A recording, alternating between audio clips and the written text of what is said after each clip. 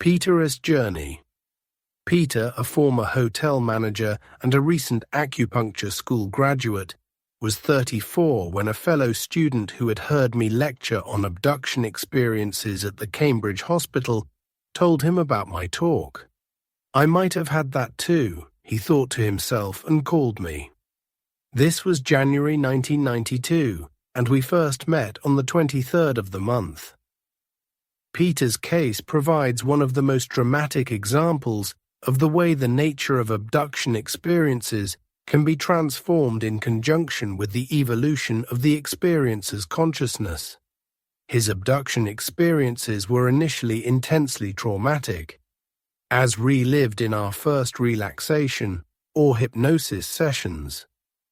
Gradually, these experiences, together with our exploration of them, became a central element in a spiritual journey that has led Peter into perceiving other dimensions or realities beyond the manifest world.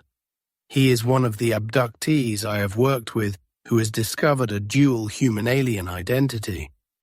In his alien self, he has become aware of having participated willingly in the reported alien-human hybrid breeding program, and his case raises questions about the ontological status of that process. Peter is also a leader among abductees, having decided to go public with his experiences, speaking at conferences and on television and radio programs in order to play a role in educating the community. Between February 1992 and April 1993, we did 7 hypnotic sessions. Peter has also been afflicted by vivid, disturbing apocalyptic images of the destruction of the earth, and we have explored whether these are to be considered as literal prophecies or as metaphors or warnings of possible futures. Peter's abduction experiences have represented a kind of other life of compelling power and meaning for him. His wife, Jamie, has been a steadfast partner throughout Peter's personal journey, yet he has felt that it is inevitable that he assign priority to his abduction-related life. This has created the kinds of strains in their marriage that occur under the best of circumstances, when one member of a couple is deeply involved with abduction experiences. Peter is also one of the few abductees in my sample who has undergone an extensive battery of psychological tests. The reason for selecting Peter for these tests will be explained in the context of the referral. Peter grew up in a Roman Catholic family in Allentown, a steel town in eastern Pennsylvania. His father developed a left-sided paralysis, muscle weakness, and a limp due to poliomyelitis he contracted at age 2, but was able to work most of his life as an office manager in an auto body repair shop. He was college-educated and attended medical school for 1 year before dropping out to support his family. His father was 80 and fully retired when Peter contacted me. They write regularly to each other. Peter's mother, who was born and raised in England, worked as a knitter in a knitting mill in addition to taking care of her family. Peter told the psychologist, Dr. Stephen Shapps, that he became the class clown, was rowdy, and began drinking and smoking marijuana at an early age. He has 2 sisters, Linda and Corinne, 6 years and 3 years older than he. Peter feels close to Linda without knowing why. Linda entered a convent to become a nun when she was in the 9th grade and remained there through high school.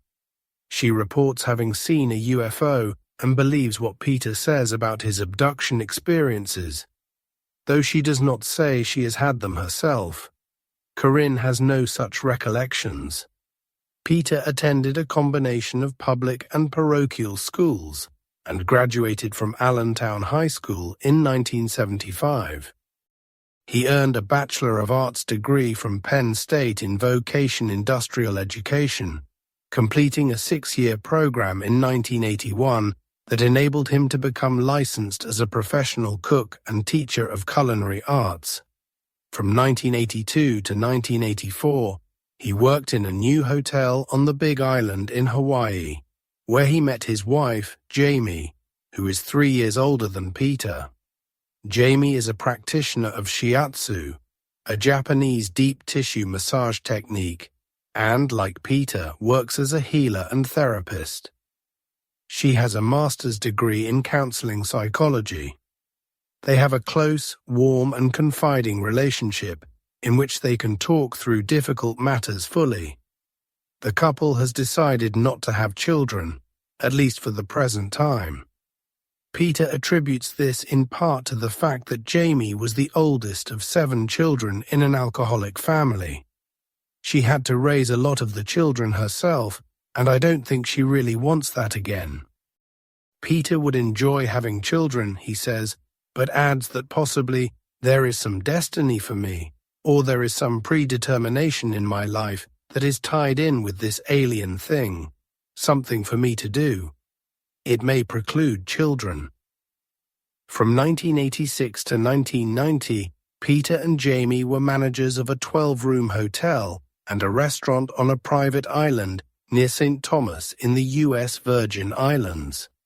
In the spring of 1990, Peter came to Boston with Jamie to attend the New England School of Acupuncture, from which he graduated in May 1993.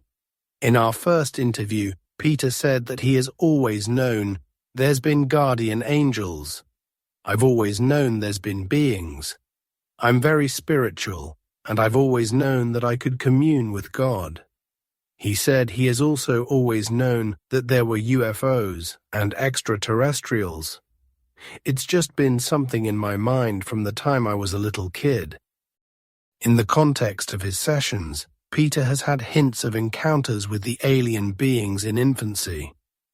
And in his 6th session, he had images of himself as a child as young as 4 playing with hybrid children, which continued until he was perhaps 8 or 9. In our first meeting, Peter told of consciously remembering going to a storage space at the end of a long hallway in his home and feeling afraid of what was on the other side of a window, which he used to sit by. He said that he also remembered the beings watching him play with other children or just observing me be a little kid. At the beginning of the 3rd session, he retrieved information about being happy to see the alien beings as a little boy, of feeling chosen by them, and of floating right through the window. In the 3rd session, Peter also relived an intensely traumatic abduction experience from age 19 or 20, in which a sperm sample was taken against his will. In the course of our work, he has also had recollections of visitations during the period that he lived in Hawaii, where he and Jamie lived in an open, isolated part of the island. Peter reported seeing something outside the window of their home. At the time, I always used to think it was an owl, which used to call me and tell me it was time. But now he believes it wasn't an owl, but an alien being. I always felt a kind of communion with this owl.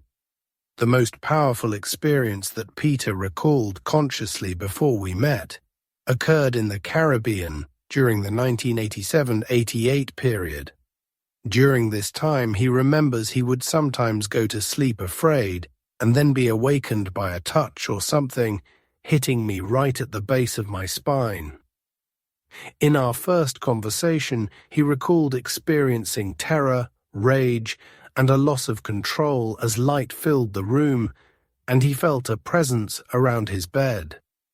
I remember my whole body vibrated and shook, maybe for a second, 2 seconds, 3 seconds. On at least one occasion, Peter reported seeing small hooded beings in the room and would shout angrily at them. He also remembered consciously that under their influence, he would walk outside on the patio and, bathed in a light, he would be lifted up to a round ship with a dome on top and flashing white, red, and bluish lights spinning around it that was visible above the treetops outside the house. At the time, according to Jamie, Peter described that they had this laser beam, and it went right through here, points to center of forehead, and it was so bright that my eyes, like it was hurting. While Peter was undergoing these experiences, Jamie apparently would be out cold.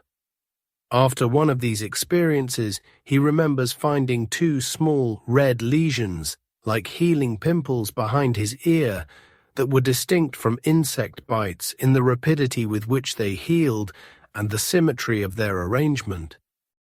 Peter's terror in the conversation grew to the point where he felt stuck, unable to go further, and we decided to explore his experiences in greater depth under hypnosis. 2 days after our first meeting, Peter told Pam that the only reason he believed what he had told me was real was because there were emotions. He found that he was distancing from what he had told us and wants to believe that it's his imagination. The first hypnosis session was scheduled for February 13th. Peter was apprehensive before the meeting and had had a difficult time sleeping the previous few nights, especially because Jamie had been away. In one of his dreams, he communicated with these beings about how we have inner knowing and a knowledge and power that goes beyond intellect. He had the feeling that the beings are afraid of the power that we may possess. Peter chose to explore an experience in the Caribbean, probably in February or March 1988, which he said began with 2 beings appearing by his bedside. He became anxious, like I want to strap on the seatbelt, as his thoughts drifted back to that time. I assured him that I would not leave him alone with his experience in a way that he would find unmanageable. Under hypnosis, Peter recapitulated the setting of his house and the hotel restaurant where they had eaten that night, what he had for dinner, and going upstairs to bed feeling afraid something was going to happen. He said he remembered waking up as Jamie slept, feeling that he wanted to cover himself. He slept naked at the time. Despite feeling anxious and vulnerable, for some reason Peter got out of bed and walked over to a couch on the other side of the room and then saw this little creature. It's happening again and again. I walk over and I'm humiliated. That's what I feel most. You're the being looking at me and I'm naked. He also felt out of control, inferior, powerless and enraged. I'm paralyzed. I want to kill it and I can't do anything. He had no will, for they shut me down. Peter reported seeing 2 beings, the one that controls my feelings being slightly taller than the other. The top of his head came up to the level of Peter's chest. The beings were thin and wore close-fitting bodysuits with hoods that seemed to be made of something like lycra or latex. His anger appeared to intensify Peter's lack of control. Compelled by a force that seemed to lift him, Peter lay down on the couch. His fear was mounting now, and I encouraged him to concentrate on his breath and to relax. I know they're going to hit me with this light, and after that, that's when it gets bad. The light hits me in the forehead, and that's when I jump, and after that, things become peaceful. It's the moment where I lose consciousness, where I lose remembrance, where I lose control, where I lose that I'm part of it. The smaller being was holding an instrument that looked like the flashlights policemen hold with a head on it, and it's pulsing. Yelling now, Peter cried out, "Now it's going to hit me! It's going to hit me!" The larger being knows my consciousness. He knows what I'm feeling, but he's detached and doesn't want me to know what he's about. This being controlled the smaller drone, the little shit that does all his dirty work for him. The smaller being lifted up the light, holds it there and hits me in the head with it. After that, Peter said he felt cold, shaking and shivering on the couch in terror as control of my functions was shut down. A shift occurred then, both at the time of the incident and in the session, and he felt more peaceful. My body feels like it's cut off from my neck, from my head. Despite his nakedness, The fear and sense of humiliation were also gone. Then, the little guy walks beside the couch. He does something with that thing again, like waves it over me, under me. How can he get it under me? The light lifted Peter off the couch, and he felt really light. With his arms held up as if by some force, Peter found himself moving toward the door. He looked over at Jamie, who was still sleeping. And I know she's going to be safe, which the beings reassure him about as well. He got a closer look at one of the beings. It's like now he's my buddy, now I'm not afraid, whose face seemed ugly and distorted. I can only see half his face. It's wrinkled. It's like one of those animated Disney characters. He's got this big eyebrow. It's like a really big eyebrow. The skin of the upper part of the face seemed thick, with lumps, and like 3 ridges, 3 furrows. It's almost comical looking. The eyes were not big, but very dark, like blue and black, and deeply set in the face, like an animal's eye, like a raccoon's eyes. The nose was pushed in, and then it widens. Next, Peter said he was floated through the dining and kitchen area and out the door to the porch or deck, which was illuminated by a soft white light that revealed the trees in the background. As he left the house, Peter could see that the source of the light that he was bathed in was a small spaceship. As he and the beings were floating up, Peter could only see white light as he looked up, but was aware of the island in the distance, of the ocean and all of the trees down there. When he looked down, he saw the tin roof of his house and wondered why he did not feel afraid, as he is generally scared of heights. Now he was feeling that this is an adventure and really happy Jamie's okay. He passed first into a smaller ship, which then drifted up through a hole in the bottom of a larger ship. Then he was aware of darkness, like the inside of a house, and the light was now below. All was quiet except for a kind of humming sound. Peter saw benches and uniforms or jumpsuits, like the things speed skaters wear, just laying there, and I think, why aren't they hung up? I almost feel like I've been invited to their home. Above a wraparound bench that seemed to be made of a hard, molded plastic were little lockers or compartments.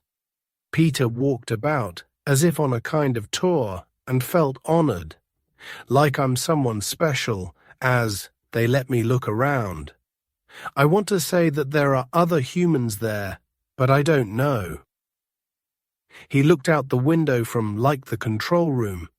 He could look across to another island, and it's beautiful, 'cause the moonlight is shining on the bay, and then there are the lights of other hotels. I can see them clearly. Peter reported seeing another being that's got a control table or something, and he observed more of the suits hanging on a bar. They flew higher, and as he looked out a window, the earth became just a pinpoint now. Peter became worried and felt confused and lost. Where am I? Where's Earth? How am I ever going to get home? Peter was incredulous about what he was recalling and began to question his experience. I encouraged him to tell it straight, and we would figure it out later.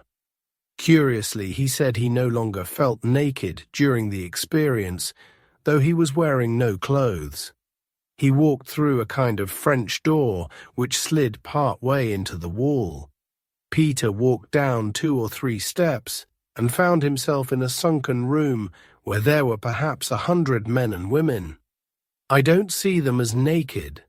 I see them as in a flesh-tone outfit, this flesh-tone, one-piece suit. He had a feeling like walking into a cocktail party, and you're not sure who you're going to go up to talk to. The taller being he had seen originally came over to Peter and telepathically communicated, "These are all people from Earth. You can get to know them. They are all here for you, as they have all had the same experiences that I'm having." Peter felt he wanted to walk over to speak with one of the men who was talking to a woman. The man acknowledged Peter but said, "Not yet. You have to go. Not yet." "This is the part I don't like," Peter said. "I don't feel good right now." He asked to go to the bathroom during our session, and when he returned said, "I feel really scared, John." Again in the experience, he turned to the right and went into another room where one of the beings was working some dials or something. "I feel like I'm going to cry," Peter said. "I feel like I'm really afraid. I feel like a little kid. I feel like I'm going to get abused or something. This is not nice. This is not fun." I encouraged Peter to breathe deeply again. This room has a real sterile feel to it, a medical, ominous feel to it. The floor was jet black, like obsidian, and there was a glass wall with human beings suspended, rather like in the movie Coma, with helmets on their heads. A couple of beings monitored what was going on in a control panel or along a wall. They wanted Peter to go up to some steps, which he did, and then a silver dome, or helmet, was brought down over his head as he stood by a table. He did not want to do so, but Peter said he got onto the table, which was the most comfortable table I've ever been on in my life. It's like it molds to my body. It's the greatest examination table ever made. The table was tilted to a 45-degree angle as one of the beings began to issue commands to another. "I hate this guy. I hate when he gives these commands, and I know it's going to hurt me," Peter said, practically shouting, "I don't want to tell you what happens now." He was able to explain, nevertheless, that his legs were held together and strapped down while a female being communicated to him that it's going to be okay. And he was aware that I'm just one of hundreds of thousands. I'm not alone. Then he felt like my life force is being sucked out of the top of my head, and I don't know what's going on anymore. "I want to stop," Peter said. "I just want to relax." Meanwhile, several beings were observing Peter, watching to see how I react. Then he was taken to another table, a cold, icy metal one contoured to his body. "A great medical invention," he said, with mixed awe and irony. There was more measuring and checking, including endorphins or something in your brain. Then, using tools that reminded Peter somewhat of a dentist's fiber optical instrument, the beings probed his groin, right here where the bone comes in, going right through the skin. Although the instrument seemed to be passed deeply into his abdominal cavity, Peter curiously did not feel pain at this point. His genital organs were just off to the side, and evidently not involved on this occasion.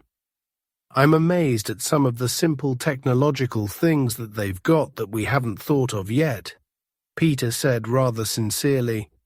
The most humiliating and frightening part followed, as they're groping at my legs, and he felt them put a tube in his rectum to take a stool sample. These guys don't know how to touch people. Like, get some bedside manner. The tube was passed deeper into his rectum, and Peter felt that they left an implant, or an information chip, inside of him. "Why do you have to do this to me?" Peter shouted. "I'm trapped now, almost crying. I can never get away. That's how I feel. I'm stuck for life. I feel like a tagged animal. I feel like they put something big up my anus and spread it, and then stuck something else up through it, and then they left it. It's way up inside of me." Feeling defeated and humiliated now, Peter said that what pisses me off the most is that they told me they were going to do this. They held it up for me and showed me. Now he felt like I can't get away.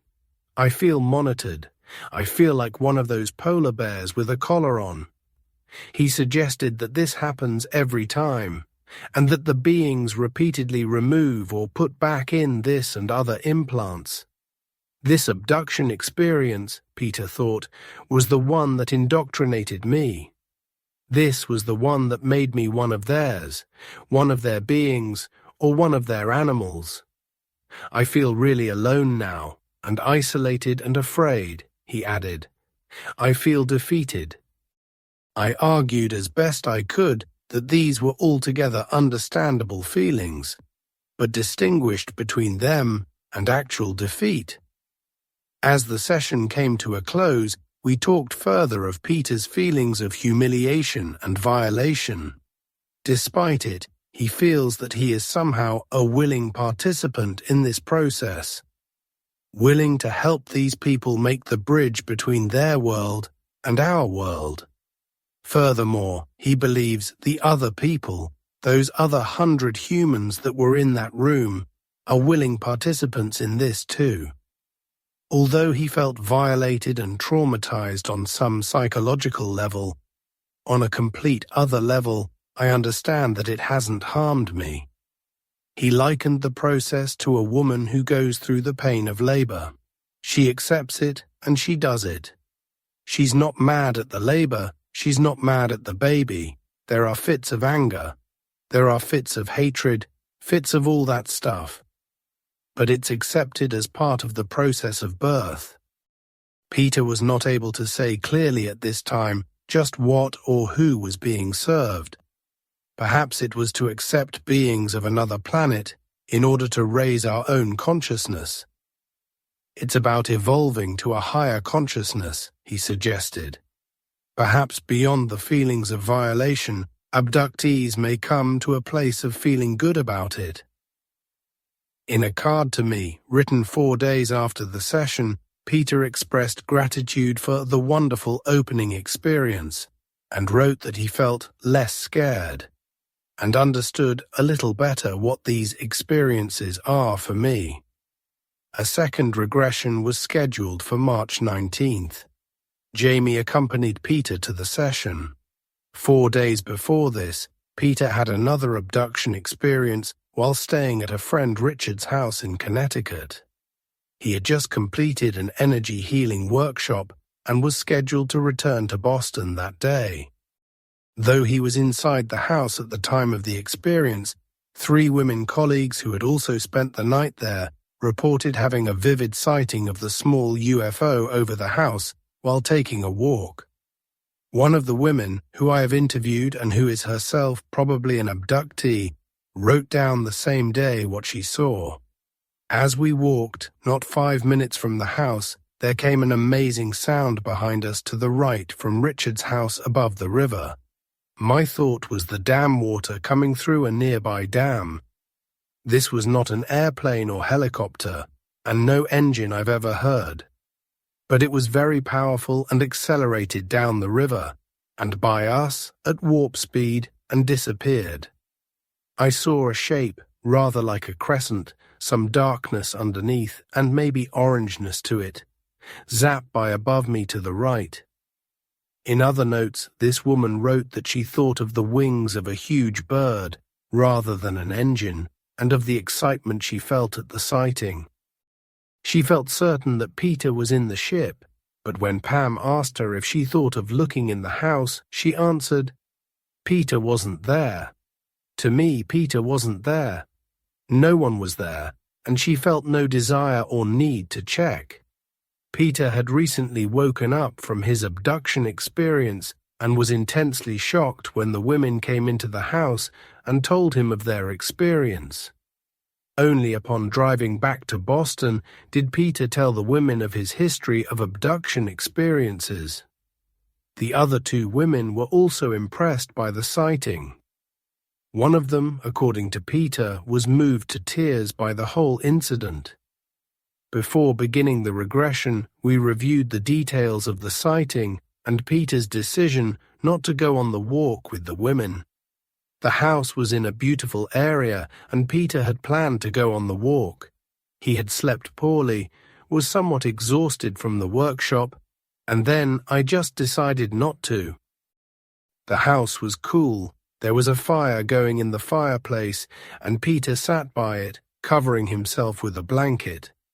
He prayed a little and quickly fell asleep at what he estimates was about 10:15, as the women left for the walk at exactly 10:10 a.m. It was 11:05 when he awoke, as Richard, the owner of the house, was walking through the door. In the 4 days before the session, Peter had recovered several conscious memories of the abduction experience. He said that he had seen the alien beings beside him, remembered feeling that we had to hurry, and recalled details of the inside of the ship. He felt waves of terror but wondered, why doesn't this hurt, when one of the beings was doing something to my eye and I can still feel it. My eye really ached the next day, he said later. It's amazing. The day before, he had told his therapist about the experience, and he had had Peter lie on the floor and express his feelings in a bioenergetics exercise. This brought back details of playing in the storage area in his home as a child, and a very clear recollection of the ship over our backyard, over the roof of our house, and that I used to go out there. For the next 20 or 30 minutes, we talked of the strains that Peter's abduction experiences were placing on his and Jamie's marriage. Jamie felt excluded from much of what Peter was going through and expressed fears that he would leave her. Peter spoke of how his abduction life rocks the very foundation of my whole belief system and had so radically changed his life. Jamie spoke of feeling ineffectual, so nothing I can do can help. I spoke about how difficult it is for spouses who are with someone who has an all-consuming mission, and tried to be supportive to Jamie in what she was going through. Peter said that there's a part of me that wants to live as normal a life as I can and keep all this in context, but appealed to Jamie to be aware of how much support he needed in the face of what he was going through. There was no clear resolution except a commitment on both their parts to stay connected and try to be sensitive to what each was experiencing. The session had been scheduled before the March 15th experience, but we decided to explore this incident further under hypnosis, as it was so much on Peter's mind. At the beginning of the regression, we reviewed in greater detail the events of the night and morning leading up to the abduction experience, especially his decision not to go on the walk. Peter had felt a compelling need to be alone, but I'm afraid to think, John, that I was communicated with, that somehow they communicated with me to stay. As he sat by the fire, he said he just nodded out. It was not clear to Peter whether he fell asleep or not, but he described being awake, but in another state of consciousness. It's like a small part of my brain becomes aware, and that's what's alive, he observed. What happens is your body goes totally asleep, and then something clicks on in your brain that connects you with the beings. Then he heard sounds. I can hear the vibration, he said. I know there's a ship behind me. Now he was paralyzed, conscious of what's going on, but not having any control of it. With his eyes closed, Peter felt a presence. Then I look up. There's a being standing on the other side of the couch, and I know I have to go. I know I have to hurry. He got up, the door was open, and there's the little being in front of me. He's the blue people. He's the blue man. He's blue. He's very dark. The ship looks like a sunset, and Peter reported being floated up with one being on my left and the big ones on my right, as his arms hung down by his side. After he was inside the ship, it moved really fast. We're just going off. We're flying, Zoom. Then Peter walked down a kind of ramp and sat in what looked like a wheelchair. He was afraid at first, but then curiously relaxed as a retractable arm, like a dentist's chair arm, was coming at me, with the instrument entering above the inner corner of his left eye. It's going up inside. It's going up inside. They got it. It's twisting around. It's twisting, And now it's coming out. That's it. They're excited. They're happy. They got what they wanted. I'm just a piece of meat to them, he said. I hate them. I just hate this. How can they fucking just do this? No regard for me. I just hate this. He felt he wanted to get angry with the beings, but I can't. What Peter felt they got was information. There's a thing inside of me that they put in to see what's going on and to track your memory, that somehow records everything in the mind. His notion was that there was a little black chip in his brain, perhaps from a previous abduction experience, and that the flexible instrument, which looked metallic, long and thin, retrieves the object, the chip. Then they have a movable panel, which reads or deciphers the information. Peter had the sense that the beings were interested in what he learned at the workshop and want to see if I'm a worthy leader. It's my reactions to situations they want to know that are recorded in my brain, that are recorded on this thing of theirs. At this point in the session, the timbre of Peter's voice changed to a kind of monotonous droning, and he shifted to speaking from the alien perspective. We, he said, want to study the chemical reactions of the brain and how people will react in order to know when it is time to be present. For as we measure the impulses, the voice continued, we will know at what level the shock will come in, so we will be better able to control it, so we will be in tune with the human beings as they go through this shock process, as they go through the unfolding of seeing us for the first time. Returning to his normal voice, Peter said that the beings are working with us, measuring what is in our brains, so they will be able to tell how we will react to their manifesting before us. I returned Peter to his feelings about the eye probe. He expressed further resentment and then said that he felt he was being primed for something. This has been going on since I was a little kid. I asked him about his leadership role, and he spoke of a process occurring throughout the world whereby common knowledge of the abduction process was developing, and that he was one of the people who would stand up and be comfortable with the possibility of alien beings coming to this planet. Human beings all over the globe have had abduction experiences, Peter said, and these individuals, especially certain leaders, will help reduce the shock that would occur when the alien beings manifest themselves on Earth. The monitoring that he described was measuring to what degree consciousness can become available. Memory of abduction experiences would open up, Peter said, at a rate consistent with the shock that he and others could integrate of knowing of the being's existence. They were excited on this occasion, he said, because I had reached a certain level. Peter did not report the specifics of his return from the ship. He said he was put down on the deck outside the house, and then the tall one walked him through the door. Peter sat down again in the chair, put the blanket over him. I looked at the being, and he looked at me.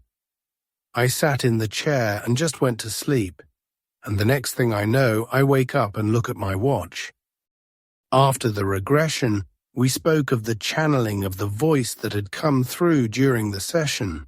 He said that this had begun 4 years ago in the Caribbean, and that it feels like an expansion of his own energy, which allows the alien energy to come through him.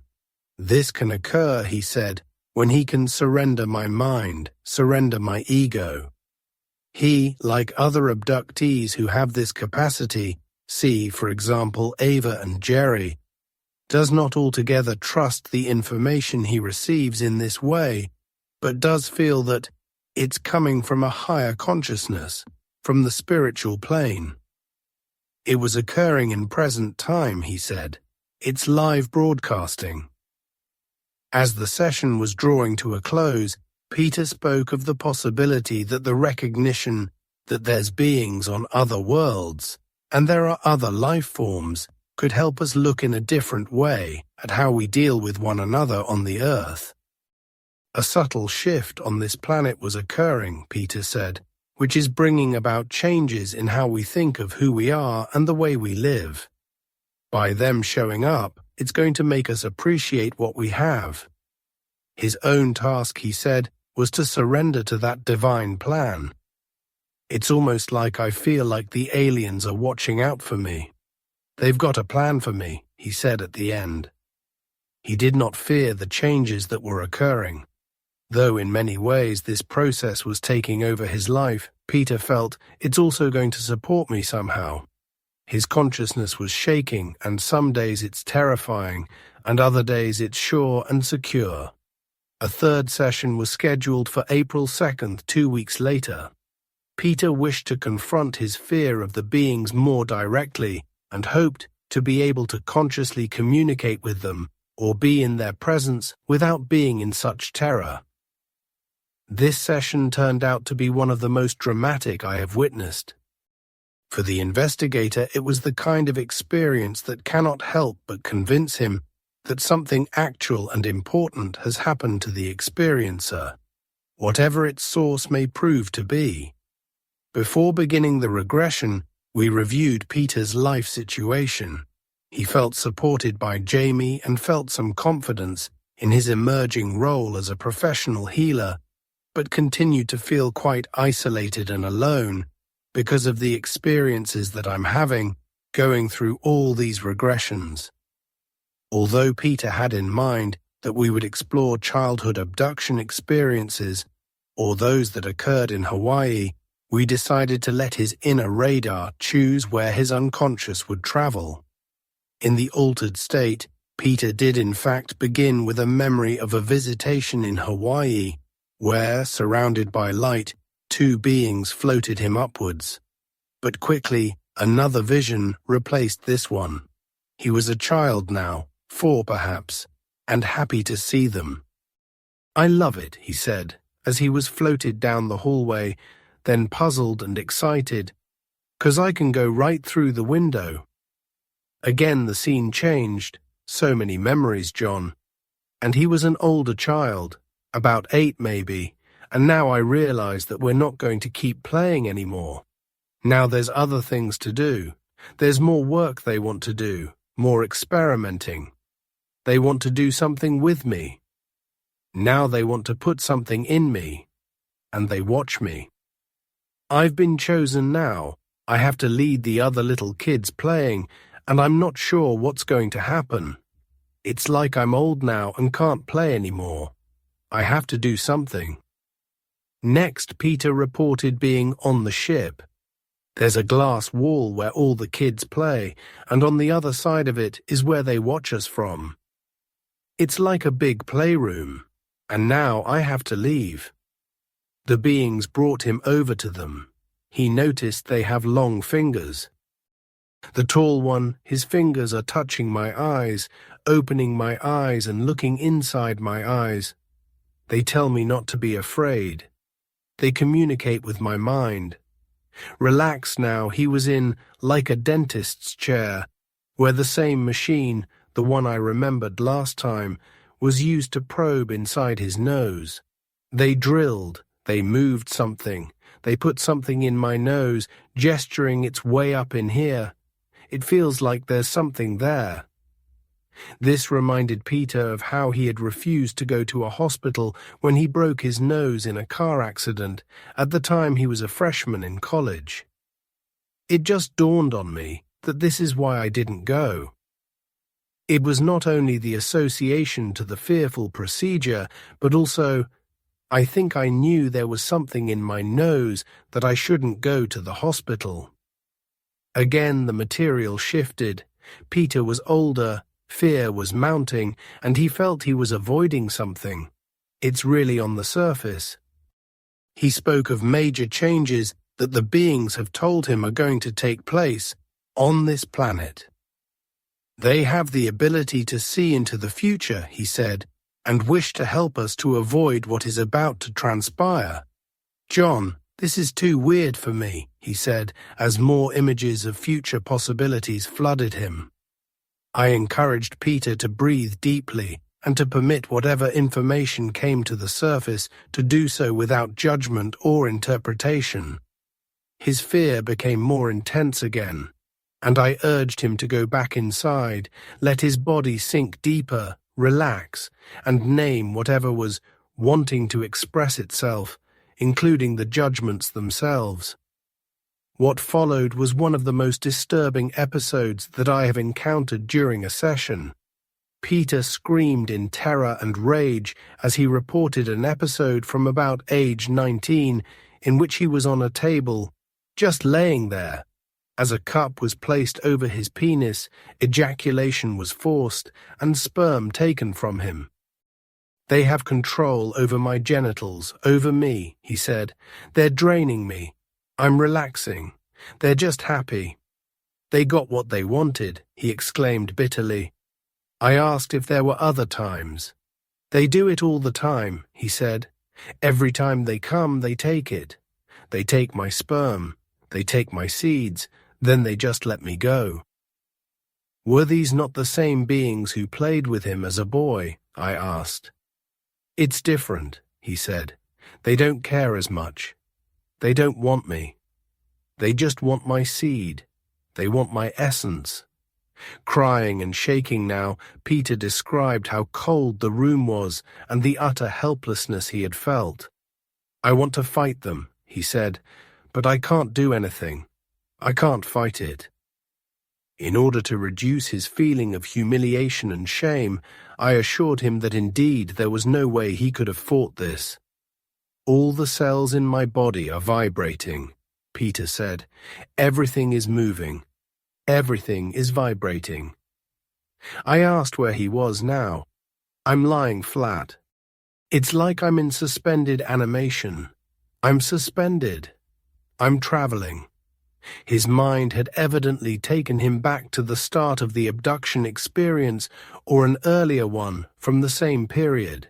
He spoke of the terror of being lifted up, paralyzed, with the light around him. "I'm suspended. They've got me," he screamed, breathing heavily, describing now more clearly being taken into the ship against his will and being able to move only his head while he felt the intense vibration and shaking inside my skin. If he had been free, Peter said, he would have lashed out at the beings. He focused on this little being off to my left. "I'd rip his head off is what I'd do to it. I'd kill it. I'd struggle with every ounce of my being," he burst out angrily. Peter continued to scream, venting his fury as he spoke of being taken into a room with an operating table with all the lights on it, from which he could see another room off to my right with glass, and there's people in there suspended. They're on tables, and they've got those things on their heads again, those metal dishes on their head. And now I'm just suspended." Calmer now and breathing more deeply, Peter told of being on a table and subjected to a procedure similar to the one he described in the first regression. An incision was made under his testicles on the left. They're searching around in the cavity, and semen was withdrawn from inside by an instrument like a huge needle or tube. One of the beings stood over Peter and told him that they won't have to do it this way again if I relax. But whether they took his semen by this surgical-like method again or not, they certainly took my semen the other way, i.e., by the suction cup method, a lot of other times during Peter's youth.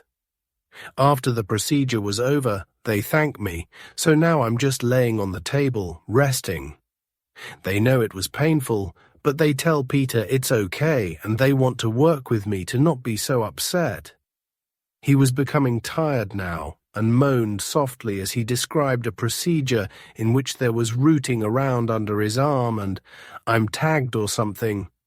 "There's a lot more probing that they did," he said, including "something going down my trachea, but I think I've had enough, John.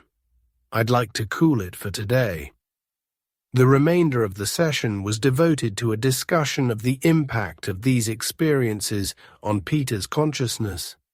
Much of the terror, he explained, he related to expanding my consciousness to the point where I could accept the beings and accept what was going on. The terror, he said, was to stretch my reality. I found this puzzling, as it had seemed to me that in his experiences he certainly had accepted the reality of the beings. Peter responded that the path we abductees, and perhaps others, are all on, is to bring this to consciousness, where we can remember our experiences consciously without this deep hypnosis. Peter tried again to tell me what he was getting at. The terror, he explained, has more to do with having an experience that goes beyond my accepted perception of reality than it does with the physical experimentations or diagnostic, whatever they do to me. Abductees tend to become stuck, he suggested, at the point of terror that is beyond our perception of reality. The physical aspect of the experience, Peter continued, is essential to the shifts of consciousness involved. You have to experience it in the physical before you can accept it in the psychological, he said. A person holds the experience in their body. They have the physical sensation of the experiences actually happening, and then it becomes part of the reality. Just accepting reality does not do it. They need us to expand our accepted reality for them to be able to communicate with us. For them to be able to come here, Peter added, it's an evolution of consciousness. Playing the devil's advocate, I suggested that perhaps they just wanted his sperm so they could go off and propagate on their planet, and it was only a spiritual conceit to think they were concerned about our evolving consciousness. He objected strongly to this. There's no question about it. I know that they are helping me, expanding my reality, and they want me to do that in order for them to communicate with me. They need my consciousness to expand. They need more of my brain to be awake, Peter continued. For what purpose? I asked. So they can interact with our planet. So they can interact with our life force, he replied. Toward what end? I asked. So they can prevent our beings from becoming extinct, he said. Our interests and theirs seemed to come together as Peter spoke of the beings' vested interest in our planet and their unwillingness, like an older person seeing a child who's about to make grave mistakes, to let the child hurt himself. We're heading towards some cataclysm, he said, and they want to help us. But until abductees come to the surface and can accept it and live with it, they can't do it. My last question involved the source of the being's intention. Was it their own, or was there some sort of spiritual force that's behind everything? Peter's feeling was that they are acting through a greater power, but he did not know what that might be. He has the sense that these are real physical beings that have mastered an awareness of time or space or whatever.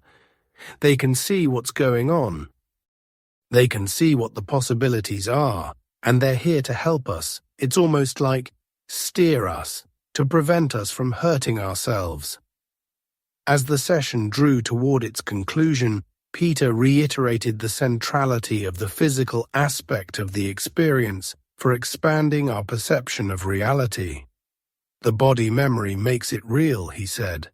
There are two separate things going on. The semen taking and tracking are distinct from the stretching of consciousness that the terrifying physical experiences bring about, although both purposes are intertwined. Peter said that the beings are like God's angels in a very roundabout way, like messengers, or he's working through them, just like he's working through you and me and Pam. Pure form consciousness on the spiritual plane does not have the experience of the physical, Peter observed, so it had to embody physicalness in order to have all the experiences of the physical. It's like consciousness said, well, what do I want to learn today? And it chose the earth as a place to learn physical things. A fourth regression was scheduled for 6 weeks later, May 14th. The last session had helped Peter come to terms with his experiences, but at the same time left him feeling more alone and isolated. Yet going through the depths of that real agony had brought him to a place where I'm happy to be alive. He had accepted now that this is real, not my imagination anymore, and at the same time accepting that I'm not a freak. He felt more whole, and the experiences were a kind of gift. As he put it, it's given me a piece of myself. Acknowledging the uniqueness of what he had been through allowed Peter to tolerate his isolation and aloneness. Before, he said, he had felt isolated, and I felt disconnected from people. This work really brought that to focus. Now, he said, I feel singular in my existence, but I don't feel lonely. I feel alone. I feel connected to the whole, but yet still alone.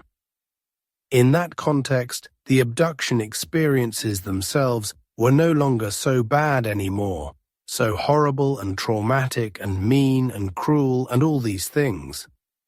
I asked Peter to say more about the nature of the connection he had mentioned. It feels like I'm part of a continuum, he said. I'm part of a thread. I'm like a bead on a thread of pearls or something. I'm one of the pearls, but yet I'm connected to the whole process. I can be happy with my aloneness. It used to be really important for me to be connected, he said. Now I know I'm connected. Somehow I just know it. It's just a deeper spot. This work has accelerated my whole process somehow. Once again, we agreed to let Peter's inner radar take him where he needed to go in the regression.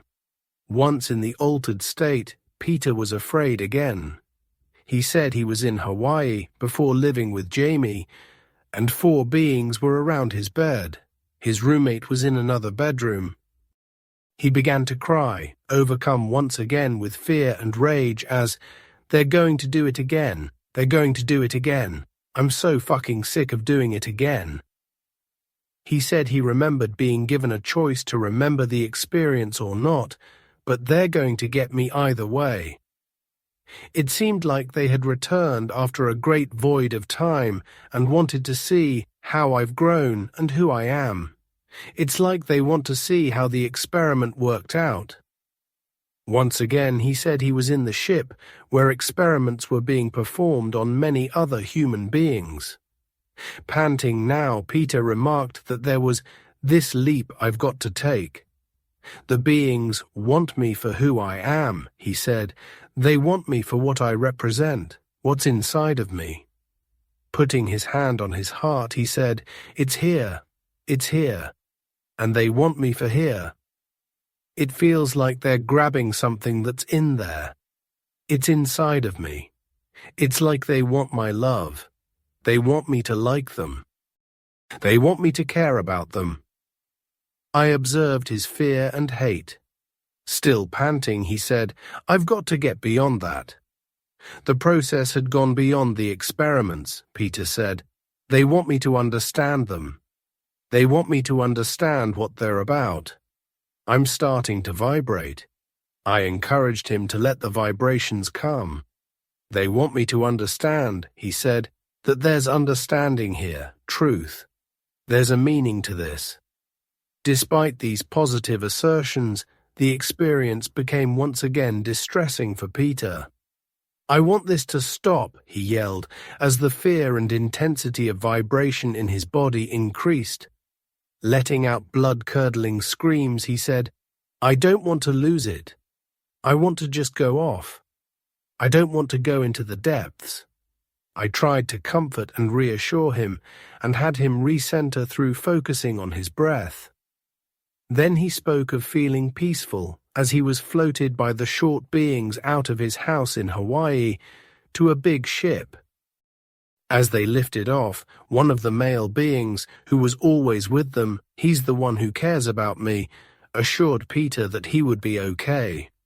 I trust him, Peter said. It was important for Peter to convey to me that despite his own distress, the beings were not here to hurt anybody. They have been here a long time, he explained, and know us really deeply. They have this wisdom to tell us, he said. They can see what's about to happen to us, and they're just watching us. As he was saying these things, Peter's mind was flashing on the pyramids of Egypt and the faces of Mars. But once again, Peter was overcome with fear and rage as he described being taken to the black-floored room and forced to lie down on a table. A being with 4 claw-like, long, bony fingers put his hand on Peter's chest as he stared into his eyes. Those eyes, Peter said. Once again, a tube was inserted near his testicles, with the same outcome, though Peter was calmer now and had learned that I don't have to be afraid. Then he walked out of the experiment room into a room with about 20 people, many of whom were women and children. What he relived now seems to be his return from the abduction experience in the Caribbean reported in his first regression. He went through a door of a larger ship into a smaller one, which descended. Then the bottom of the small ship opened up, and Peter floated down to the deck of his home. He watched himself enter the house and lie down on the couch inside. All this, he said, has to do with my maleness for some reason. It has to do with me. They want me. They want my heart. They want what makes me tick.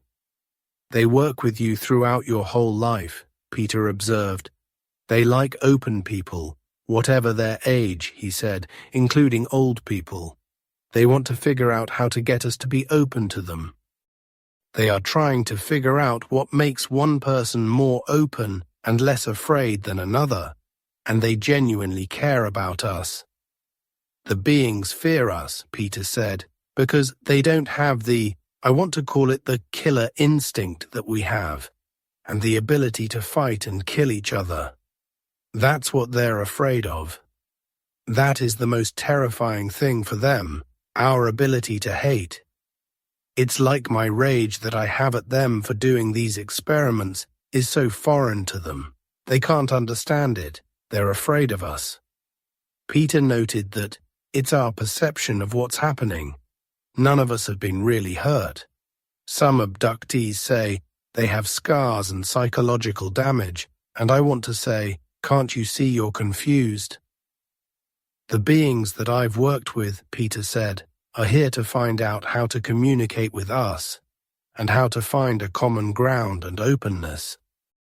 The ones that he feels connected with, at least, begin with children and nurture them, and they work with them, and they study them to figure out how it is they operate and what it is about them that makes them open and loving and caring.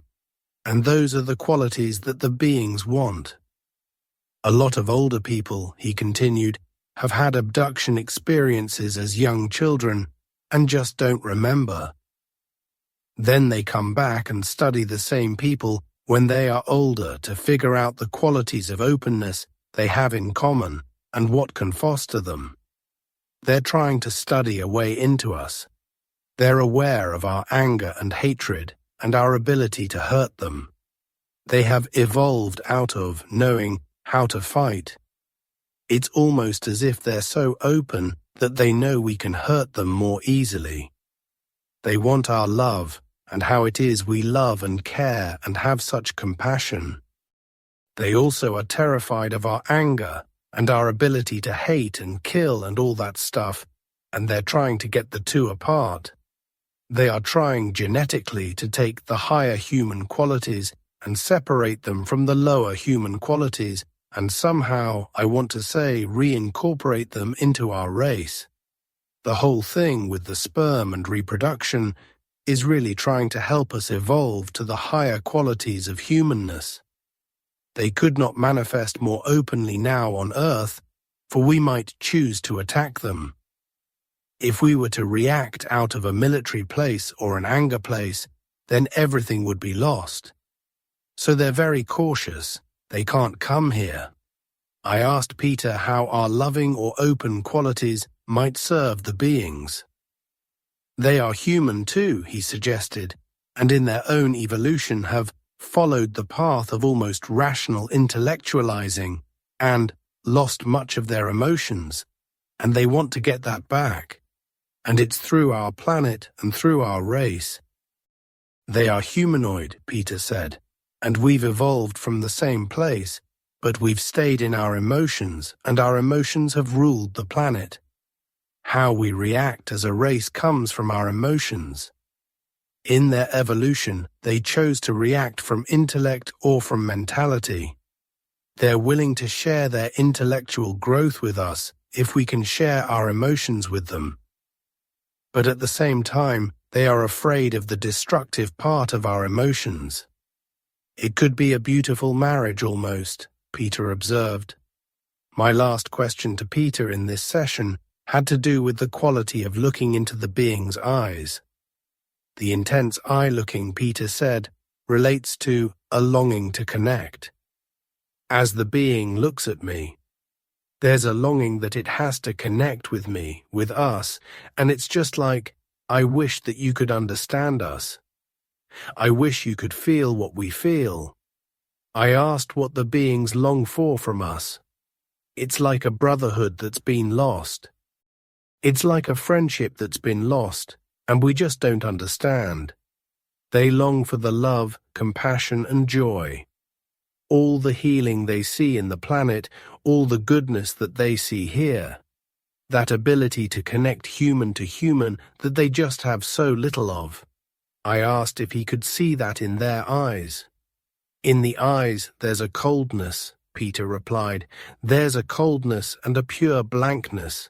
But behind the eyes I almost want to say there's another eye behind the eye.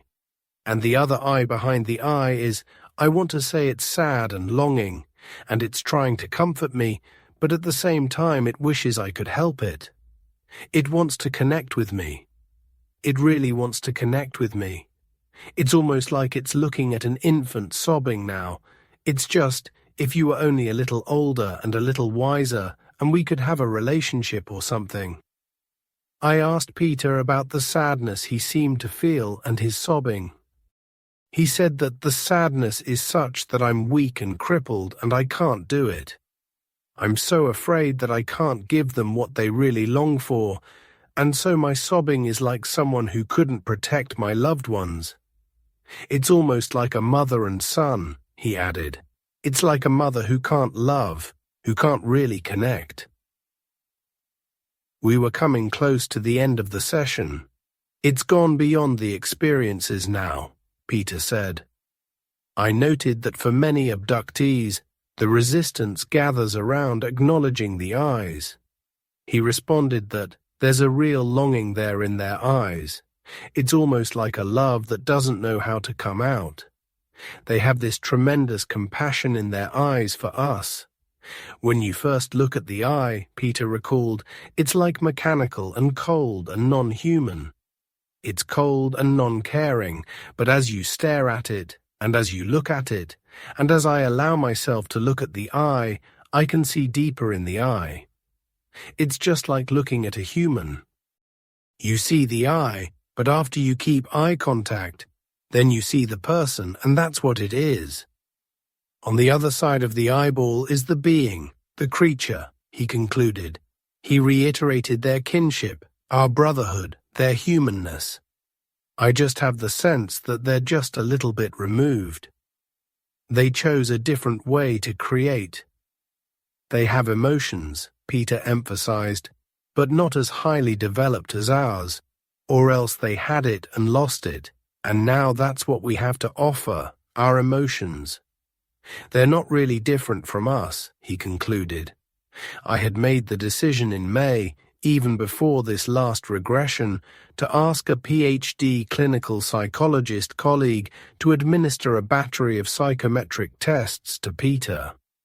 Psychological testing is time-consuming and expensive, and it is not practical to have all or even many of the experiencers with whom I work tested. I chose to ask Dr. Stephen Shapps of Harvard's McLean Hospital to test Peter, because I thought the results could have scientific value. By this time, I knew Peter well enough to be impressed that there was no manifest or underlying psychopathology that could explain or even shed much light on the experiences that he was having. Some of his abduction-related experiences and the various adjustments that he had to make in relation to them were obviously stressful, but Peter was, nevertheless, a high-functioning, stable and likable person who had excellent relationships with other people. My thought was that if this impression were affirmed by a qualified clinical psychologist, it could help to dispel the notion that the reports of abductees are the product of some sort of psychiatric disturbance. For even if some abductees were to demonstrate significant psychopathology, the fact that some, or even one, did not, would go a ways toward ruling out a psychiatric explanation of this phenomenon. By the time I asked Dr. Shapsy to test Peter, I was doubtful that a psychiatric explanation would be forthcoming, as I had found none in any of the cases that I had seen up to that time.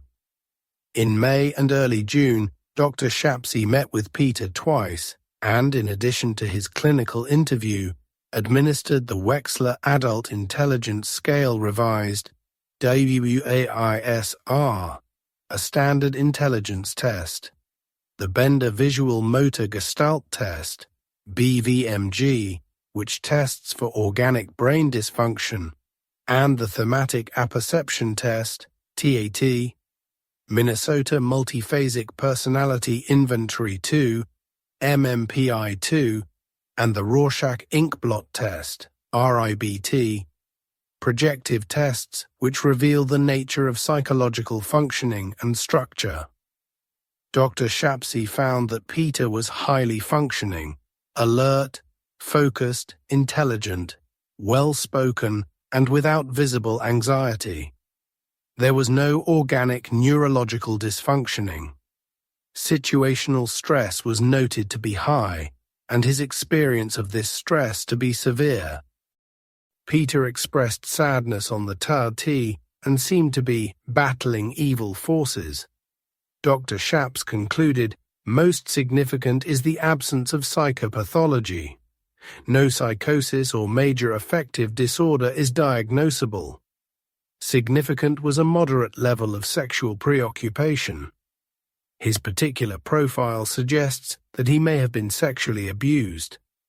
It is felt that underlying psychological themes do not impact in a dysfunctional manner at present. No psychiatric diagnosis was made. Psychosocial stressors were said to be moderate, recollection of unusual and disturbing experiences. When I asked Dr. Shapsy privately what in these findings might be relevant to the abduction history, he replied, "I don't see anything that would account for it. The suggestion of sexual abuse is interesting in the light of the traumatic procedures Peter reported being imposed by the aliens. There is nothing in Peter's history to suggest sexual abuse by human beings." Beginning in June 1992, Peter began to take a leadership role in the community of abduction experiencers, speaking publicly of his experiences and appearing on television. On June 15th, he participated in an abductee panel at the Abduction Study Conference at MIT, organized by MIT physicist David Pritchard and me. In his 5 to 10-minute presentation, Peter spoke of the details of his traumatic experiences as he had learned about them in the regressions, and of how he had gone from tremendously deep anger and resentment to an understanding. He talked as he had earlier of the being's intense interest in our ability to feel, to have emotion, to have compassion and caring, and our deep spirituality, the qualities that make us human and permeate through all races on the planet. The virtually exclusive focus on the traumatic dimension in abduction experience investigation and treatment, he said, was due to our inability to integrate these experiences into our conscious understanding of perceived reality because we have not thought it possible. He told the audience of 80 or so investigators that he thought the aliens did not intend us harm, and their purpose was to get us to the point where we can interact with them consciously and not have it be so frightening for us. On August 15th, Peter was filmed in a conversation with me at my home by producer David Cherniak for a Canadian public broadcasting 1-hour program on the abduction phenomenon called Sky Magic in Cherniak's Man Alive series. In our discussion, Peter spoke of the animal instinctual way he had reacted to his experiences, being taken to a place where you are so stretched that your mind would explode, the transformation of the quality of the abduction experiences, the material about them explored in the sessions, the shattering of what he had thought was possible, how hair-raising he had found it was to run afoul of consensus reality and other ground that we had travelled over in our sessions. Most dramatic was a 10-minute segment where an audio tape of the most traumatic part of the April 2nd regression was played, and the camera focused on the fear, tears, and quivering of Peter's face as he relived the horror of those moments. The program was broadcast in Canada in October and received favorable reviews. It has not been shown in the United States. In the next few months, with Peter's permission, I used that video segment several times, including in a presentation to the Department of Psychiatry at Harvard's Brigham and Women's Hospital, to enable audiences to experience the emotional power of the abduction phenomenon. I stopped doing so when it became apparent that many people, including abductees themselves, found the video too disturbing and would sometimes erect new defenses rather than becoming more open to the experience. When I showed it at a dinner meeting of the Skeptical Inquirers of New England in November, several of the attendees became so distressed that they had to turn their backs to the screen and then proceeded to concoct outlandish explanations for the abduction phenomenon. On December 2nd, Peter and I spoke at the Harvard Divinity School on the alien abduction phenomenon to an audience of about 250 people. I gave an overview of the phenomenon and showed the video segment. Then Peter talked of his experiences for about 10 or 15 minutes, followed by an hour's discussion with the audience. In preparation for the presentation, we had talked on the telephone a few days before. Peter spoke of how he had felt naked in front of God in the utter terror and helplessness of his experiences, controlled and beyond choice, yet connected with something greater. In his presentation itself, he said that his journey had enabled him to discover his place in the universe. He had felt abandoned by God and reduced to nothing more than a sperm sample. Yet after his regressions, he had had feelings of tremendous expansiveness. In his total aloneness, he had discovered his oneness with God and Spirit. The abduction experience, he said, allowed me to feel this aloneness, yet to feel totally connected with that one individual source. He spoke of the likeness of God among peoples all over the earth who share a common humanity, and all struggle to understand the mysteries of the spirit world and our connection with it. Further, he went on, I began to know on the most cellular level that we are not alone in the universe, that God created many creatures in his likeness. The alien beings are not so unlike ourselves. They too struggle. They too question existence. They too are inquisitive. They nourish themselves. They procreate and they pass on. They wish to be accepted for who they are. God created a lot more in the universe than we can ever imagine, he continued. Like thousands of others like myself, who have had the experience, have seen God's creation in other forms, I know in the deepest part of myself that the beings are like us in many ways. Through his abduction experiences, Peter concluded he has discovered that I am connected to a creation process that is far greater than anything I have ever been asked to imagine in any of my other previous exposures to any spirituality. Between May and November 1992, Peter told Pam and me he had felt at peace, relatively comfortable with his abduction experiences, settled within himself, and had worked out all the pieces with family and friends. But 10 days after the Divinity School presentation, Peter wrote me that since late November he had wished to remember more and go deeper and asked to do further regressions. He wrote that he had also passed his national acupuncture examinations.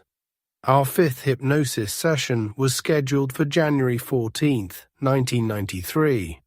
At the beginning of the meeting, he said he had wrestled with it for a time, but felt ready to remember something bigger, something broader. As we planned the focus of our work for the day, Peter described a time in Hawaii when 3 people, whom he identified as just holy rollers, selling Jehovah's Witnesses or something, came to his home. I can still see this woman's face, he said, just looking at me like she knew something about me. Peter connected this memory vaguely with an abduction experience that had occurred in late August on Nantucket Island. He had been visiting a friend, Craig, who leads firewalks. During the night, Peter heard a noise that frightened him, saw lights, and had visions in his mind of a being floating across the room to Craig's bed and coming back to Peter and saying, "Okay, it's time to go." And we left and we came back. In the morning, Craig said that he too had heard a high-pitched noise that he chose to dismiss as crickets, but had been afraid to get up to go to the bathroom. Before beginning the regression, we reviewed what had been happening in Peter's life, especially Jamie's progress as a therapist and their thinking about having children. Peter himself was feeling more trusting, that I'm being taken care of on some level, and the road is being cleared for me so I can do my work. Again, we agreed to use an open-ended approach, not focusing on any one episode. Peter's first image was of looking out at night from a condominium where he was living in Hawaii at this huge ship hovering over the golf course. At the same time, 3 people, like 3 Jesus freaks or something, walked into the door of his living room. I think they're talking to me about God and about religion and wanting to convert me or something. "It's them," Peter exclaimed. "There's a connection between them and the ship. It's like their human form. They've come again. They've come again. I can't fight 'em. I can't fight 'em." His attention shifted again to Nantucket. He described seeing a being floating toward Craig's bed and became anxious for him, but then it's time to go. "I'm always cold when this happens," Peter said, "but also fog came in the room, and though it chills me, it also calms me down." 2 beings have come for him, he said, but it is subtler now. A lot of the formality is gone now, and it is not necessary to be afraid. This is like a training, an initiation into accepting what's really true. Nevertheless, Peter sat on the bed shaking with fear. As if his spirit were up in the corner of the room, he could look down on his body on the bed. The beings waited for him, and they are not forcing me. He was reassured that Craig will be safe. Peter's fear deepened now as he described being given a choice of whether or not to accompany the beings, to walk through this wall, to walk through this second-floor ceiling.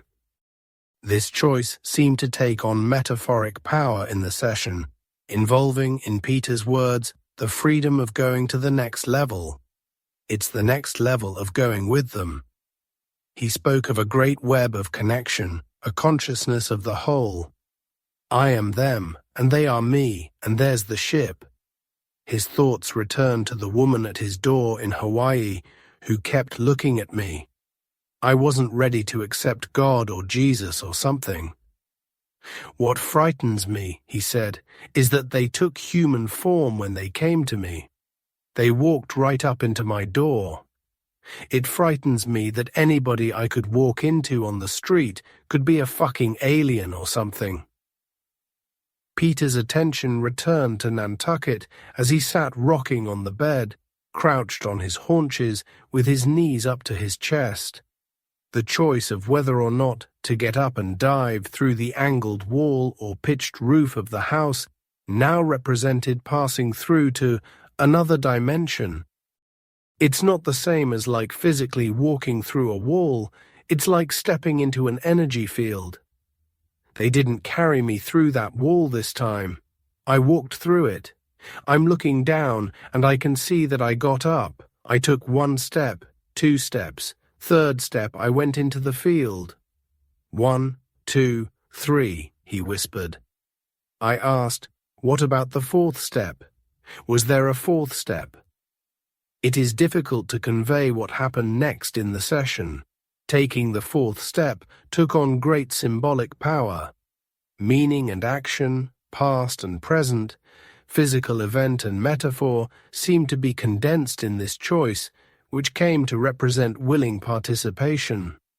As he sat on the edge of the bed, Peter felt he was facing the terror of accepting the responsibility. At stake was a step into evolution, leaving behind the animal. He felt that by walking through the wall, he could transcend time and space. He wanted to let out a battle cry and charge, to go with them. But he said the struggle continued for many more minutes. Nobody can help me, he said. It's not even terror anymore. It's a choice. But he was afraid that if I make this step, there won't be anything there. Unlike in previous abduction experiences, the beings aren't going to do anything. There's nothing but just this moment in time of me. I kept taking Peter to the edge of what loomed as a lonely choice, but could do little more than be with him. The 4th step took on the meaning of a leap of faith. What if he were to take it and there's nothing there? He asked over and over again. What if there's nothing on the other side of that wall? This signified failure to Peter, that all this is for nothing. All that went before me is for nothing. What if I can't make it? What if I get stuck? What if I only go halfway? What if I can't go? How can I trust you? How can I trust that I can go through there? What if there's nothing there? Peter kept repeating these and similar questions, and I could only encourage him to go more deeply into his doubt and fear. He screamed and moaned, and his body began to shake as he approached what increasingly became an acute moment of existential choice. The moment lightened a bit when he quipped, "I'm scared of heights. What if I fall?" Finally, he said, "I drifted right through this wall." But the moment lacked conviction, and his consciousness returned to the bed. "Okay, I'm gonna get up," he said. I'm walking. I'm not even running." He let out a loud hissing sound as the process reached its climax. Peter's doubt continued. "I'm bouncing back and forth now," he said, as he kept returning to the bedroom to check whether he really went through the wall. "Did I go through that wall?" he asked. "It just happened in a split second," he said. Eventually he felt totally convinced and calm that I went through, like Peter Pan, and saw the pine trees below. Outside now, Peter looked down. I realize that I'm floating, and I see the ground. I see the side of the house. I see the ship above us, he said, and I make my way towards it, and next I'm in the ship. Inside, all the babies are there, all the children are there. He was standing in a room that was black, like black marble or something, along a curving wall of a corridor that seemed like the outer perimeter of the ship. There were little lights at about hip level. He walked into a room where he saw 3 chairs and a table and another chair for me at the end. Images and images were coming, but Peter's consciousness kept drifting as he seemed to want to avoid what occurred next. He said he saw 3 beings. One directly in front of him had a really big forehead and seemed older than the other 2. The one on the left was an alien female. The third being was an alien as well. These were the 3 who had visited him in Hawaii. Peter was there to learn about the future, he said. His large forehead was knotted with a kind of split in the center. Peter said that he's the same one that oversaw all the operations. I feel like he's smarter. I mean, he's definitely the boss. The female being was to be his teacher. She's going to be my guardian or something. She's gonna watch for me. There's something that's going to transpire. Oh my God. What? I asked. That we're gonna fuck. Fear, not desire, filled Peter at this point. I'm going to breed with her, he said. I'm getting that that's what this was all about. Which was communicated to him mainly by the old one, whom Peter also called Mr. Know-It-All and Bubblehead. I didn't want to know this, he said. It just kind of blew me away. Peter was shocked to be told that the babies he saw upon entering the ship were his alien or hybrid babies and that he was breeding with aliens.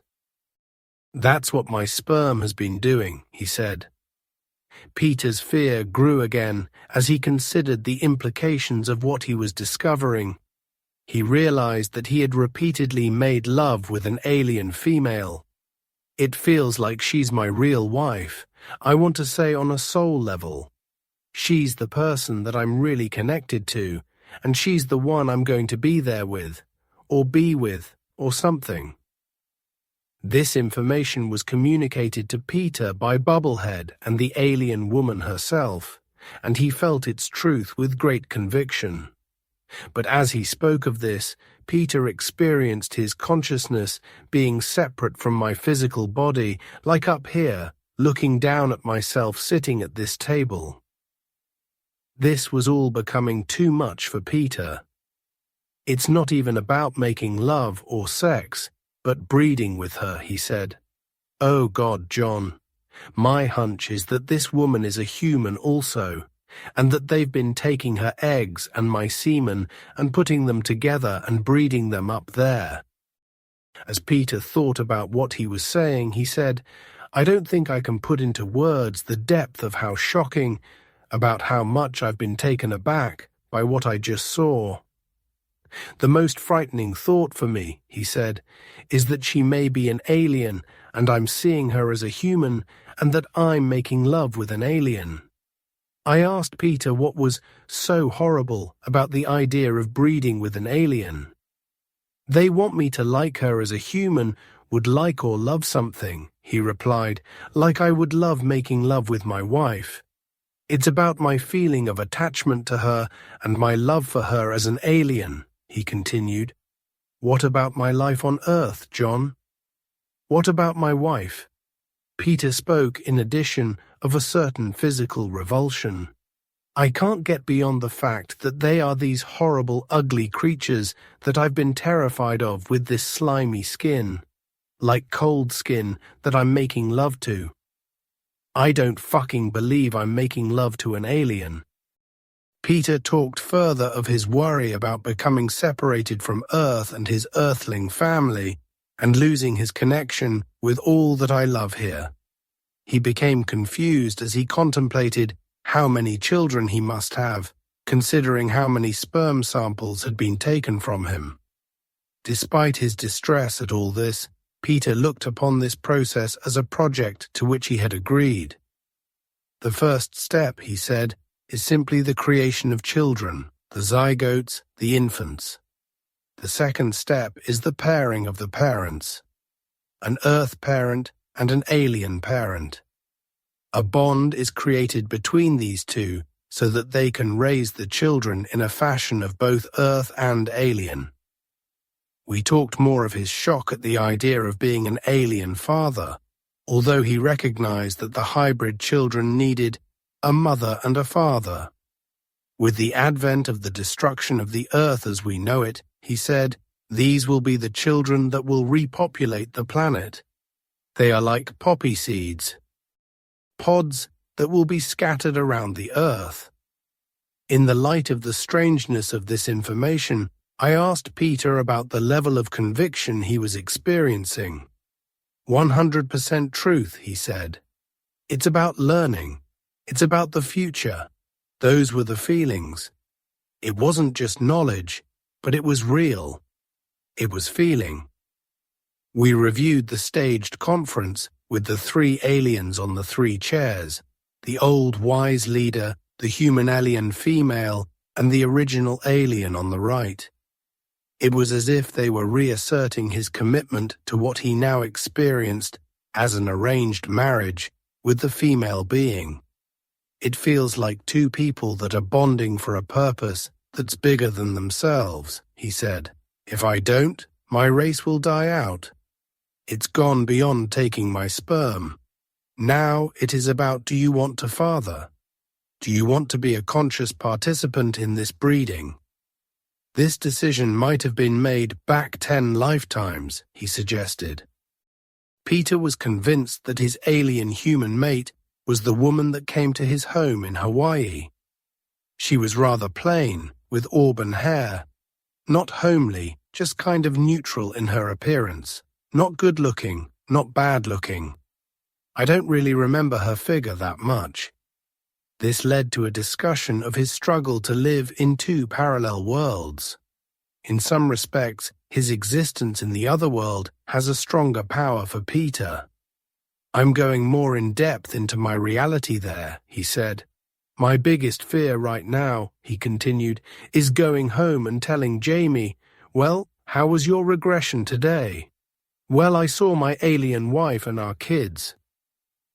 As the session was drawing to a close, Peter talked about the potentiality of his life's work and the complex responsibilities he had taken on. He felt that taking the 4th step, walking through, represented a deepening of his commitment to the breeding project, especially his fathering role, which included a loving relationship with the female being, because the parenting process is something that comes from 2 people. It has to do with what comes energetically from the parents, from the feelings, from the connection between parent, between husband and wife, or between mates, and then was transferred to the child. Peter stressed the importance of the parenting process for the hybrid children after the beings have raised embryos on the ships or in whatever domain they are growing. This had been a powerful session, and at the end I reviewed what had occurred and raised questions about the literal and metaphoric aspects of all that Peter had gone through. For Peter it felt as though his struggle was concerned above all with an evolutionary step, and that accepting and choosing, consciously choosing to walk through the wall, represented his commitment to that step. A few days after the regression, Peter told Pam that he had gone over with Jamie what we had uncovered in the session, and she was perfectly fine with it and supportive. He felt relaxed, trusting, and strong enough to go deeper. The regressions, he said, had had the effect of cutting his ego down to size. Then, in the place of terror and anger, he could find space for the connection with the alien beings and the breeding program. A 6th session was scheduled for February 11th, 4 weeks later. Honey Black K, a therapist who was learning about the abduction phenomenon, was present during the session. At the beginning, Peter reviewed for Ms. K what had occurred in the last session and Jamie's acceptance of his process. It had been difficult for him to accept the depth of it, while at the same time he noted a certain absurdity in what he had discovered. I've gone from a victim role to a participant role, he said, and talked about the importance for that shift of overcoming his fear of stepping through the wall in Nantucket during the January 14th regression. He approached this session with a mixture of eagerness and anxiety about what he might discover. In the altered state, Peter returned first to being on a table, back when they used to take my semen.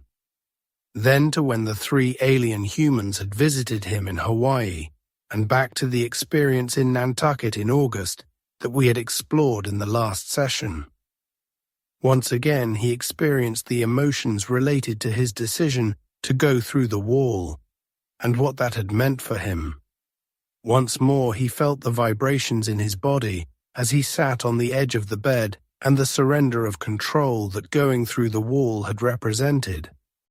In addition to the breeding program, he also had experienced a certain loss of my identity, in the discovery that he was, in a sense, part alien. In the session now, he felt that I'm starting to vibrate on that cellular level.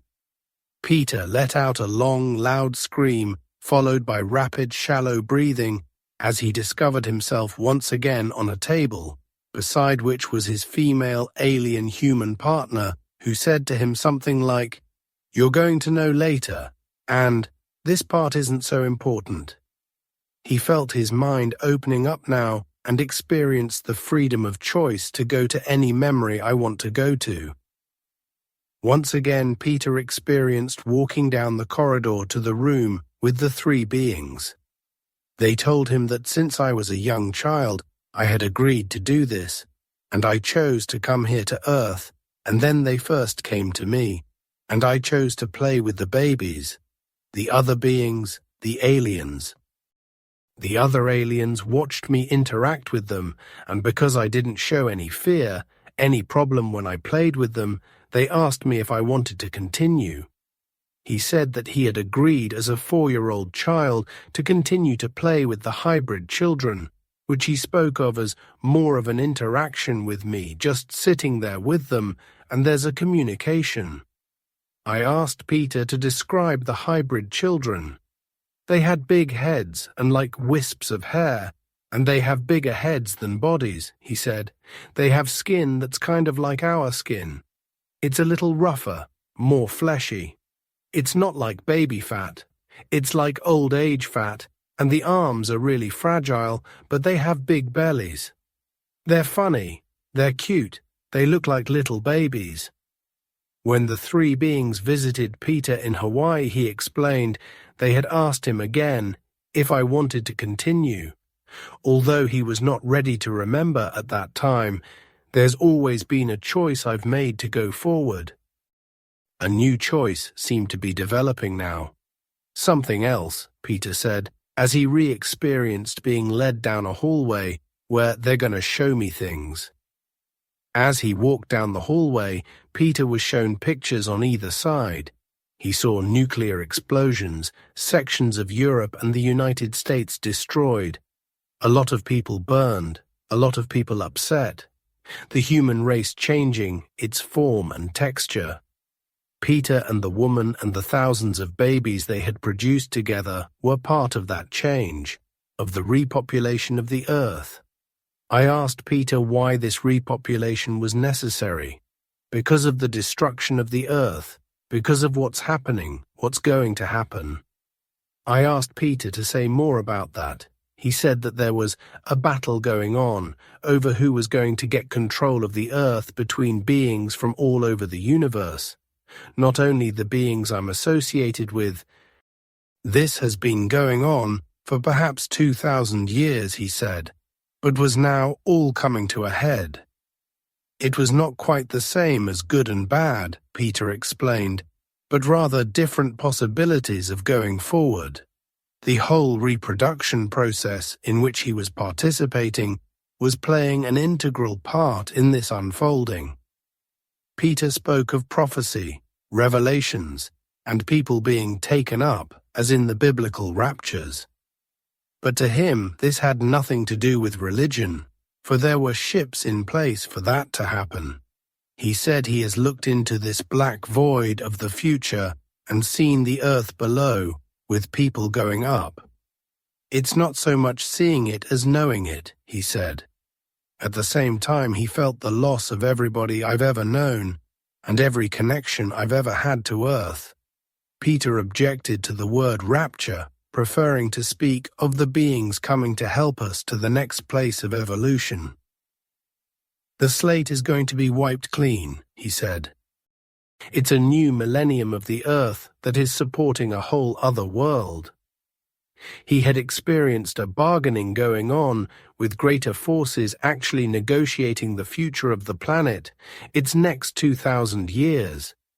As he lay on a bed, Peter reported seeing before him naked human beings, standing or suspended in animation.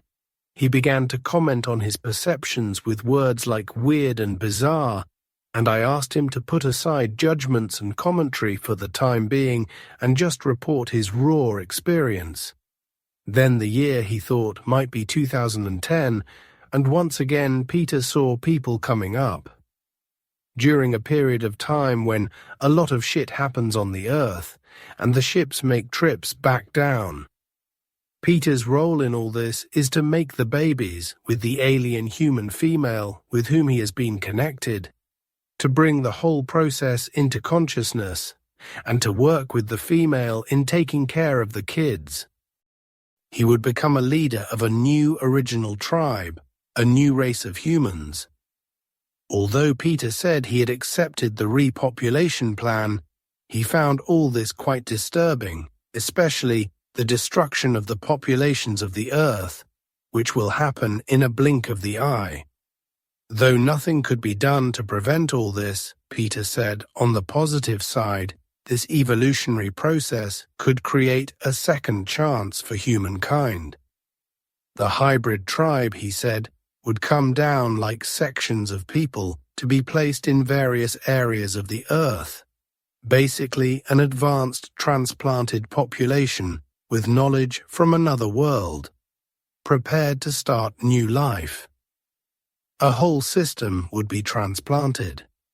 I asked him about the fate of us original humans. A lot of humans would be left, he said, but plagues, pestilence, and all this stuff would destroy the infrastructure of the civilization of man as it is today. The entire society would crumble. I wondered what I or we were supposed to do with this distressing information. Peter replied that it was no coincidence that I had been active in the anti-nuclear movement, which implied the possibility of some sort of preventive efforts. But he said we were seeing the future on the horizon. The situation was hopeless, and he felt like watching the ship sink, and you're on the lifeboat. Peter felt heavy-hearted about all this, but resigned at the same time. Despite the fixed nature of his vision, which to him felt totally real, he said that, on some level there is negotiation going on about the future, which was about all these different possibilities for the Earth. If there is consciousness in the universe, we have a stake in wherever we are, he observed vaguely. And if the world comes to an end as we know it, and another human consciousness inhabits the Earth, then we've progressed. After all, he noted, the alien-human interbreeding was interbreeding within our own species on some level. The session ended here. Peter, seeing our glum moods, said, "I feel like I ruined everybody's party." He reiterated nevertheless how powerful his feelings had been and real his story had seemed. The remainder of our discussion concerned the reality status of Peter's prophecy. He resisted the notion of probable realities and of our power to choose a different future. For in this regression, he had gotten the strong sense that we're not the only consciousness that has a say in our future.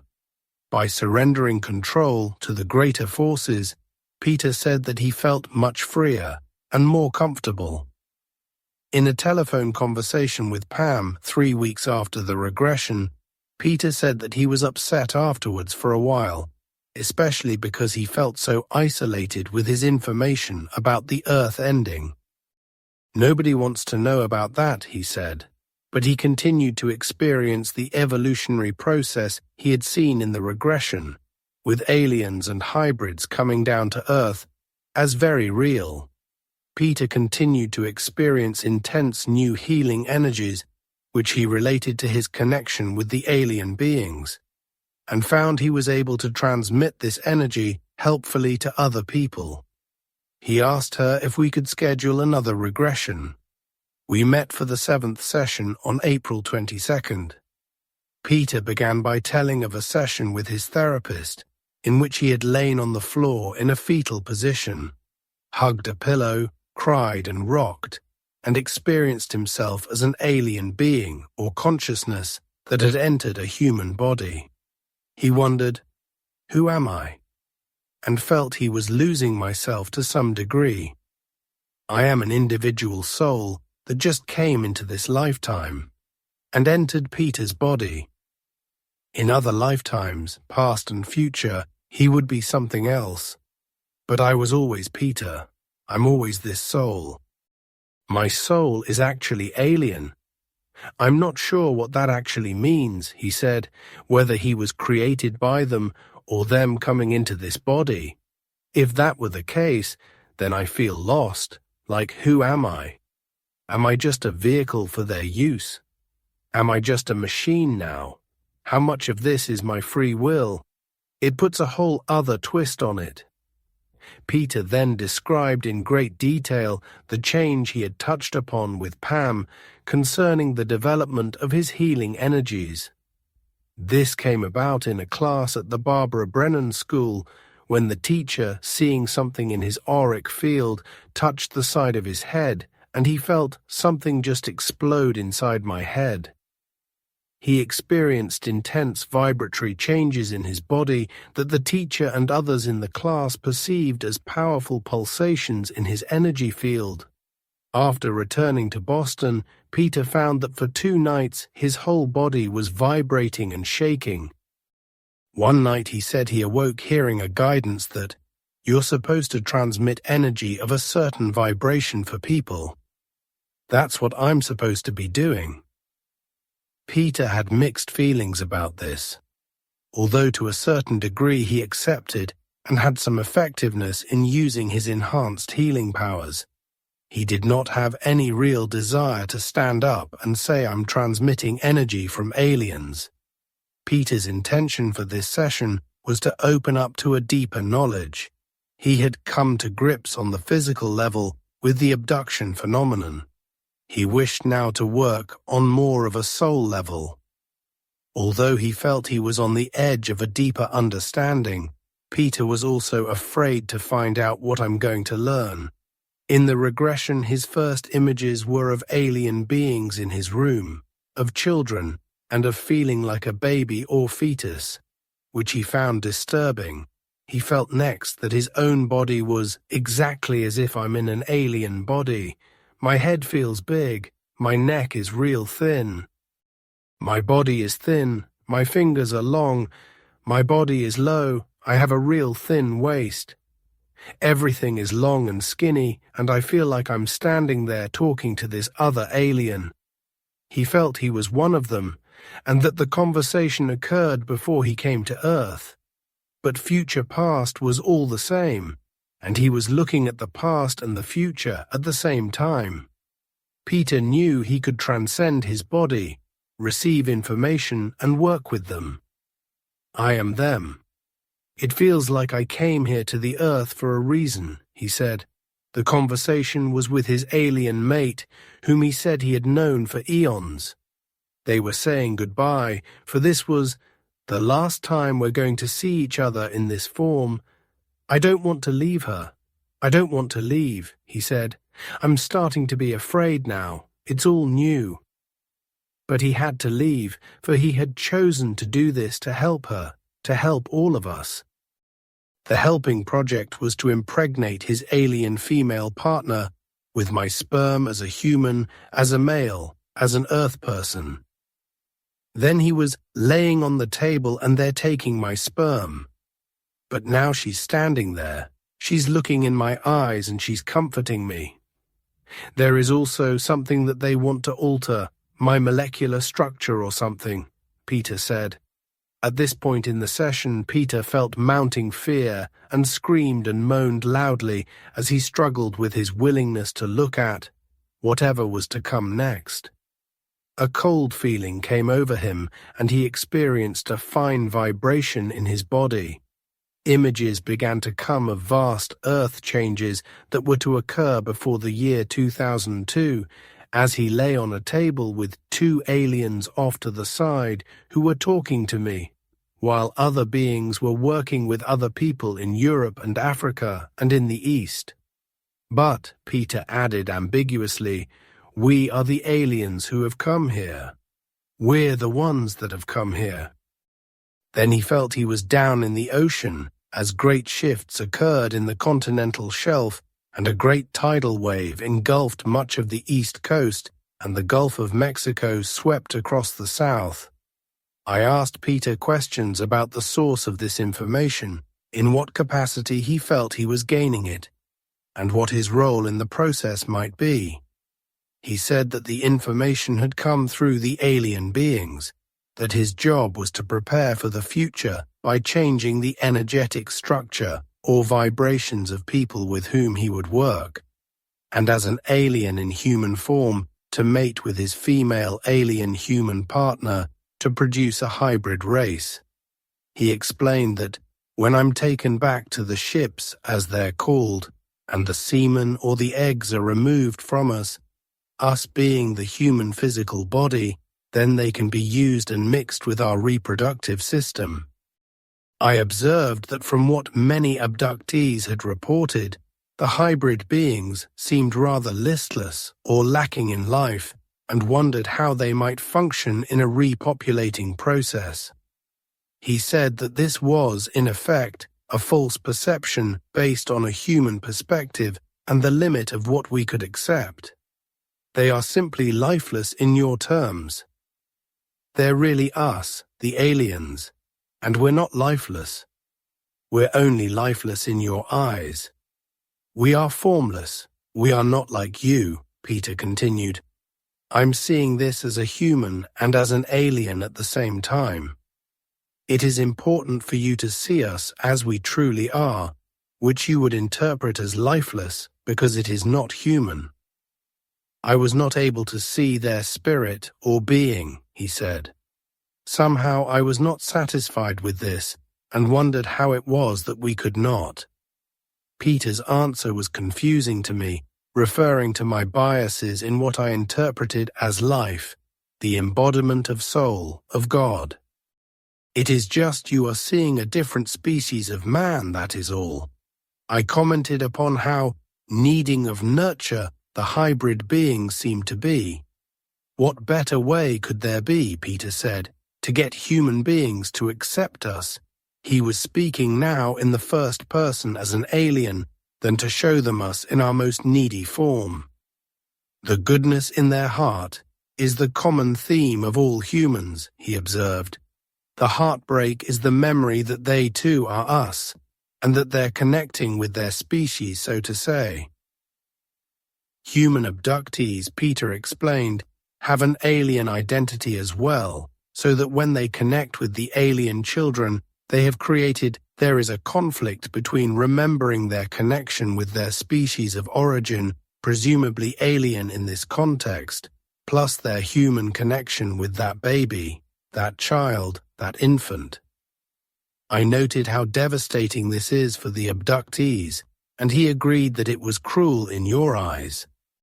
He too felt split in two, and his human part is just resisting the alien part, the part that knows, the part that has so much information to bring here. Peter said that lines were being drawn, spokes or tunnels through which people would pass into the future. There will be a shift in time, and it will be like a veil that people are going to walk through. The species of man will continue, Peter said, but in a different form. The earth is going to open up to a place of interaction with other beings, including the hybrid children now being created. Once the humans who are part of this plan move through time and through the shift of consciousness, there will be no anger or hatred or resentment among abductees who are shown their children. That which you feel is cruel, he continued, is just the human mind trying to understand. I was not altogether convinced by this, but it seemed time to move on. Peter returned to the theme of human evolution and became scared again as he developed a kind of scenario of salvation. Not all of us can go forward in the new being, he said. There would be a sort of straining of those individuals that won't fit into the next place. The change would be quite beautiful as consciousness opened to a much finer and higher vibration. His fear related to leaving behind what I know, but the higher part of me knows that all of those beings, all of those humans that die, actually transcend. The next step, Peter said, was the process of getting these people ready to move through the veil when it's time. He saw 3 forms that would interact without veils between any of the groups. Humans embodied as we are now, a mixture of humans and the aliens themselves. Peter's vision was of a kind of golden age of learning and openness and opportunity. Peter himself mentioned again that deep inside almost my soul is the alien, and in his embodied form, his task has been to use his reproductive systems to create an intermediary species and to somehow change the vibrations of other humans that are here when the changes happen. People his age, he said, were the first generation in this process. Our hybrid children are the second generation. The scary part, Peter said, was the radical shift in my waking consciousness, involved in actually embracing the work, embracing the conscious awareness of who I am, at least in this incarnation. He sensed the vastness of all this and felt that this information probably was changing me also in some fundamental way, making me think beyond just this clinical paradigm of what is the experience. He thought we might be on the same edge. You're one of us, he said. You're one of them. Peter found this session particularly difficult and was quite withdrawn for several days afterwards. He found particularly troubling the vivid sense of himself as an alien, which seemed crazy to him, and wondered if other abductees perceived themselves in this way. Pam shared some information with him about others we had been working with who had similar dual identity experiences. He asked to meet with me to try to integrate the information that he had opened to in the last session. We met on May 19th, and Peter shared the oceans of doubt, despair, and questioning he had gone through after the last session.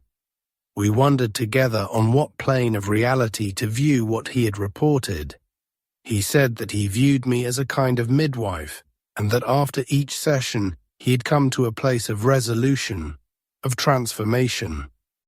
He was more convinced than ever that there's a power out there greater than me or greater than us, and they have some control over my destiny and over the planet's destiny.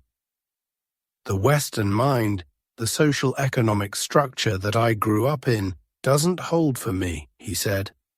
I'm a different man than I was prior to my regressions, he said. He is now trusting in the universe, waiting for a greater call, waiting for something to shift. I'm connecting to the beings, he said, and I have a sense that they're connected with God, whatever that God is. As intermediaries, he said, they are doing the same thing that we would do if we came across a species of anything that was on the brink of extinction. We would try to help them without direct intervention. The beings were acting with God, he suggested, to breed for the highest qualities of mankind. At the same time, he said, they seem to have been able to transcend time and space and see what the possible future evolution of the planet is, using the mythology of UFOs to have us realize we're part of something greater. Peter felt forced to turn inward and was planning, he said, a 10-day vision quest, a solo camping trip in Montana at the end of July, to explore more deeply the questions that had come up for him this spring. The remainder of the session was devoted to the practical implications of the changes that had occurred. He continued to feel isolated and alone with his experiences. Though his transformational process had had a certain inexorable quality about it, he feared losing his connection with Jamie and the nice, secure role in society that he would have as an educated young man and a professional acupuncturist. He was still seeking the support of his father and sister, but had received no response from them after he sent videotapes of his talks and after they had seen him speak emotionally of his experiences on television. He and I, Peter said, and other people in this group of experiencers and investigators are being pulled away from the safety of our normal world into something else, and that's what's troubling. Nevertheless, he said, he was committed to continue his work in bringing about subtle vibrational change in our energy fields. Discussion. Peter's case takes us to the edge of the mystery of consciousness, the evolution of human identity, and the apparent purpose of the abduction phenomenon itself. His regressions seem to contain a progression, changing from more standard traumatic intrusions to complex spiritual experiences involving the opening or expansion of his consciousness and visions of possible human futures. Memories of more purely physical events, especially of one-sided invasive actions by the alien beings, are largely replaced by communications between Peter and the beings that seem to be part of a complex reciprocal learning enterprise. Interestingly, seeds of the next regression seem to have been planted in each preceding one, although the selective processes at work on the part of Peter and the investigator may be operating here. As is probably always the case in this kind of work, the directions of the case's progression depend on the mutual opening and learning of both the abductee and the investigator. This is not a linear phenomenon like leading a witness or client. It is a rich, partly unconscious, interactive or intersubjective emerging, creative in its unfolding and flawed in the limitations of its objectivity. There is a curious problem inherent in the notion that the sessions reflect some sort of progression. For most of the abduction experiences, the examination of the Nantucket experience of August 1992 in the 5th session is a clear exception, occurred before Peter and I met. Therefore, if there is an evolving of consciousness evident in the sessions, it means 1. Peter is perceiving differently experiences that have already occurred. 2. His psyche is bringing into consciousness those elements of the abduction experience that will serve the current moment of his evolution. Or 3. A more outlandish thought. His changed consciousness is actually altering the nature of the past experiences themselves. Since we do not know in what reality these events have occurred in the first place, it is difficult to choose among these or perhaps other possibilities. There is a problem of tense in the reporting of the sessions that should be noted. Peter and I are talking presumably about events that have occurred in the past. He, however, like most abductees, is reliving these experiences so vividly in the current moment that he speaks in the present tense most of the time. If I adhere strictly to the past tense in my contributions to the narrative, I may be introducing a distorting voice. For Peter's reenactment, his live communication in the present may be a more accurate depiction of the place of the abduction experience as, simultaneously, both a real and a psychic event. Again, this division may not hold strictly, than my rigorous sticking to a past tense narrative form. The first session focused upon an experience in 1988 in the Caribbean, in which Peter and apparently many other human beings he saw on the ship were subjected to humiliating anal probing and the implanting of some sort of object which he believed was a tracking device. Even in this first session, Peter had the sense that he was in some way a willing participant in this process, however traumatic these experiences had been. The second session and the events surrounding the sighting in Connecticut were particularly shocking to Peter's belief system, for there apparently were independent witnesses of his UFO abduction experience. The apparent probing of his brain, though emotionally traumatic, also was connected with Peter's leadership role, a testing of his capacity to be an intermediary between Earth and the alien realm, should the beings choose to manifest themselves more directly. The third session, involving a dramatic and highly disturbing narrative of the forced taking of a sperm sample, explored the relationship between bodily experience and consciousness evolution. Peter seemed to need to experience in his body, with all of the accompanying terror, the full impact of what had happened to him. Only then was he able to acknowledge the power of his experiences and thus become able to accept what he would subsequently learn through further personal investigations. In the fourth session, we began to explore the mutual longing for connection between the aliens and humans, a relationship of unrequited love felt most acutely in the contacts through the eyes. The reported hybrid breeding process appeared to be selecting out human loving and caring qualities from destructive tendencies. From humans, the aliens might rediscover a lost emotionality, a capacity to feel love in a more embodied form. From them, humans might learn of a larger reality and open up our earthbound consciousness. After his fourth session, beginning in June 1992, Peter became a leader among abductees in communicating openly and publicly about the details of his experiences and their meaning for his personal and spiritual growth. The fifth session was the most complex. Peter's passage through the sloping wall of the house on Nantucket became a powerful metaphoric expression of a transition of consciousness, a kind of leap of faith into another dimension of reality. Once he took the fateful fourth step across the barrier, he opened more fully to his chosen participation in the alien-human breeding program. He discovered again with a certain shock and even horror, "What about my life on Earth, John? What about my wife?" That he apparently had an alien female mate with whom he had been participating willingly in producing hybrid offspring for the ultimate purpose of repopulating the Earth after the destruction of the Earth as we know it.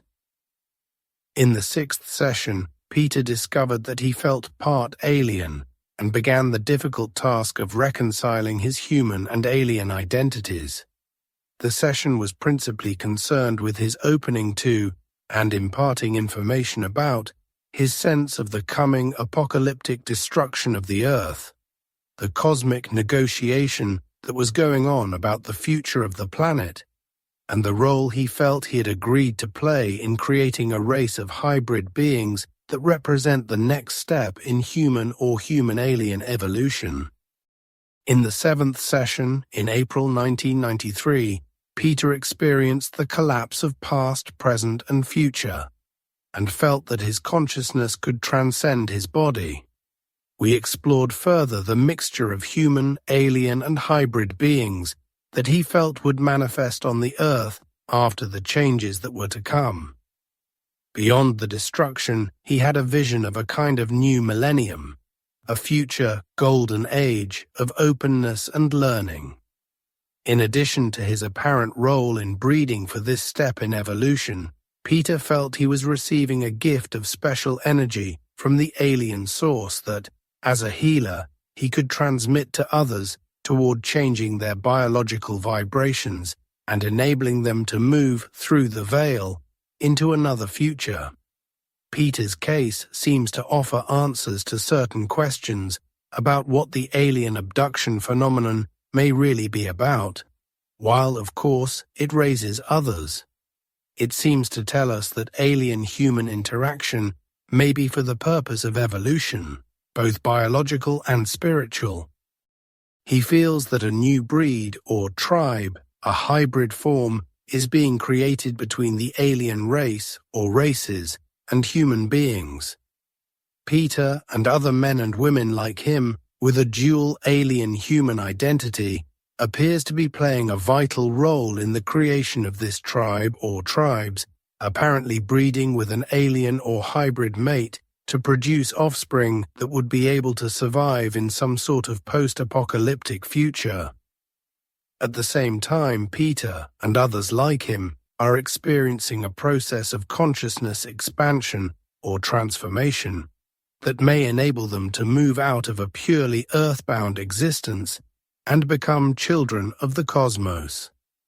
Peter feels he also has a role as a teacher in changing the consciousness of other human beings who are participating or will take part in this evolutionary process. His experience seems to show that, whereas all of this seems quite purposive, there is another, more purely relational aspect of the process as human beings and aliens struggle with the task, both traumatic and joyous, of merging their qualities and identities. All of this, of course, poses profound ontological questions. In what domain of reality is this breeding program and Peter's dual human-alien identity, for example, taking place? Although to Peter and many others like him, the process is all too real. We do not know where or when any of this is occurring or will happen. We do not even know whether such words apply.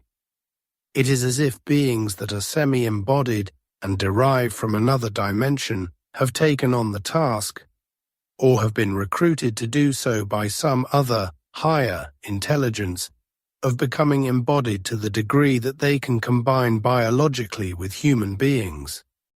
But we have no knowledge of what this complex process, operating as if on the margin of biology and spirituality, really involves. If it is genetic at all, in the sense that we know this word, we have no information whatsoever about what the genetic alterations that the aliens create might be, which could permit our species to merge. From a purely Western scientific philosophical perspective, all this would have to be dismissed as nonsense.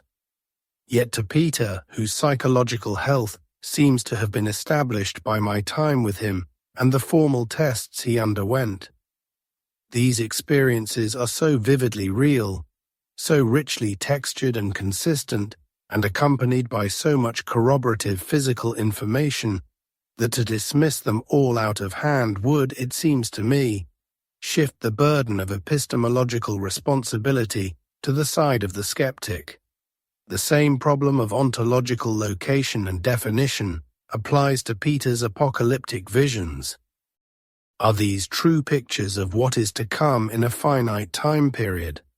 Or are these prophetic pictures powerful embodiments projected into human minds? For many abductees have been experiencing them, of what in a biospiritual sense is already occurring on our planet in the form of an emerging eco-disaster whose impact is, evidently, having its effects on a cosmic scale. Stated in different words, do these images, which affect experiencers like Peter so vividly as to seem literally predictive and even depressing in terms of the losses of connection on Earth that they forebode, represent possible futures based on a kind of extrapolation of our current course? Are these, in effect, the offering of choices by a higher intelligence whose methods of intervention are subtle, inviting us to change by offering a relationship with quasi-embodied intermediaries who reveal us to ourselves at the same time as they change who we are? On August 26th, Peter and I did an 8th session, which provides a kind of postscript to his case. In the session, we explored an abduction experience that had occurred a few weeks earlier, at the end of his vision quest in Montana. He remembered a deeply emotional and sexually exciting connection with his alien partner who had assumed a kind of appealing hybrid form. This was no longer simply a pragmatic exchange, a bringing together of sperm and eggs to create a new species. It seems to have been an enjoyable union, awkward in some ways, between a fully embodied human being and another being obviously unversed in the densities of sexual love. Yet Peter felt disgust and revulsion after the experience ended, at the time it occurred, and once again when he was coming out of the altered state in which the experience was relived. What this seems to suggest is that the alien-human relationship is something far more complex and complete than a program of hybrid procreation.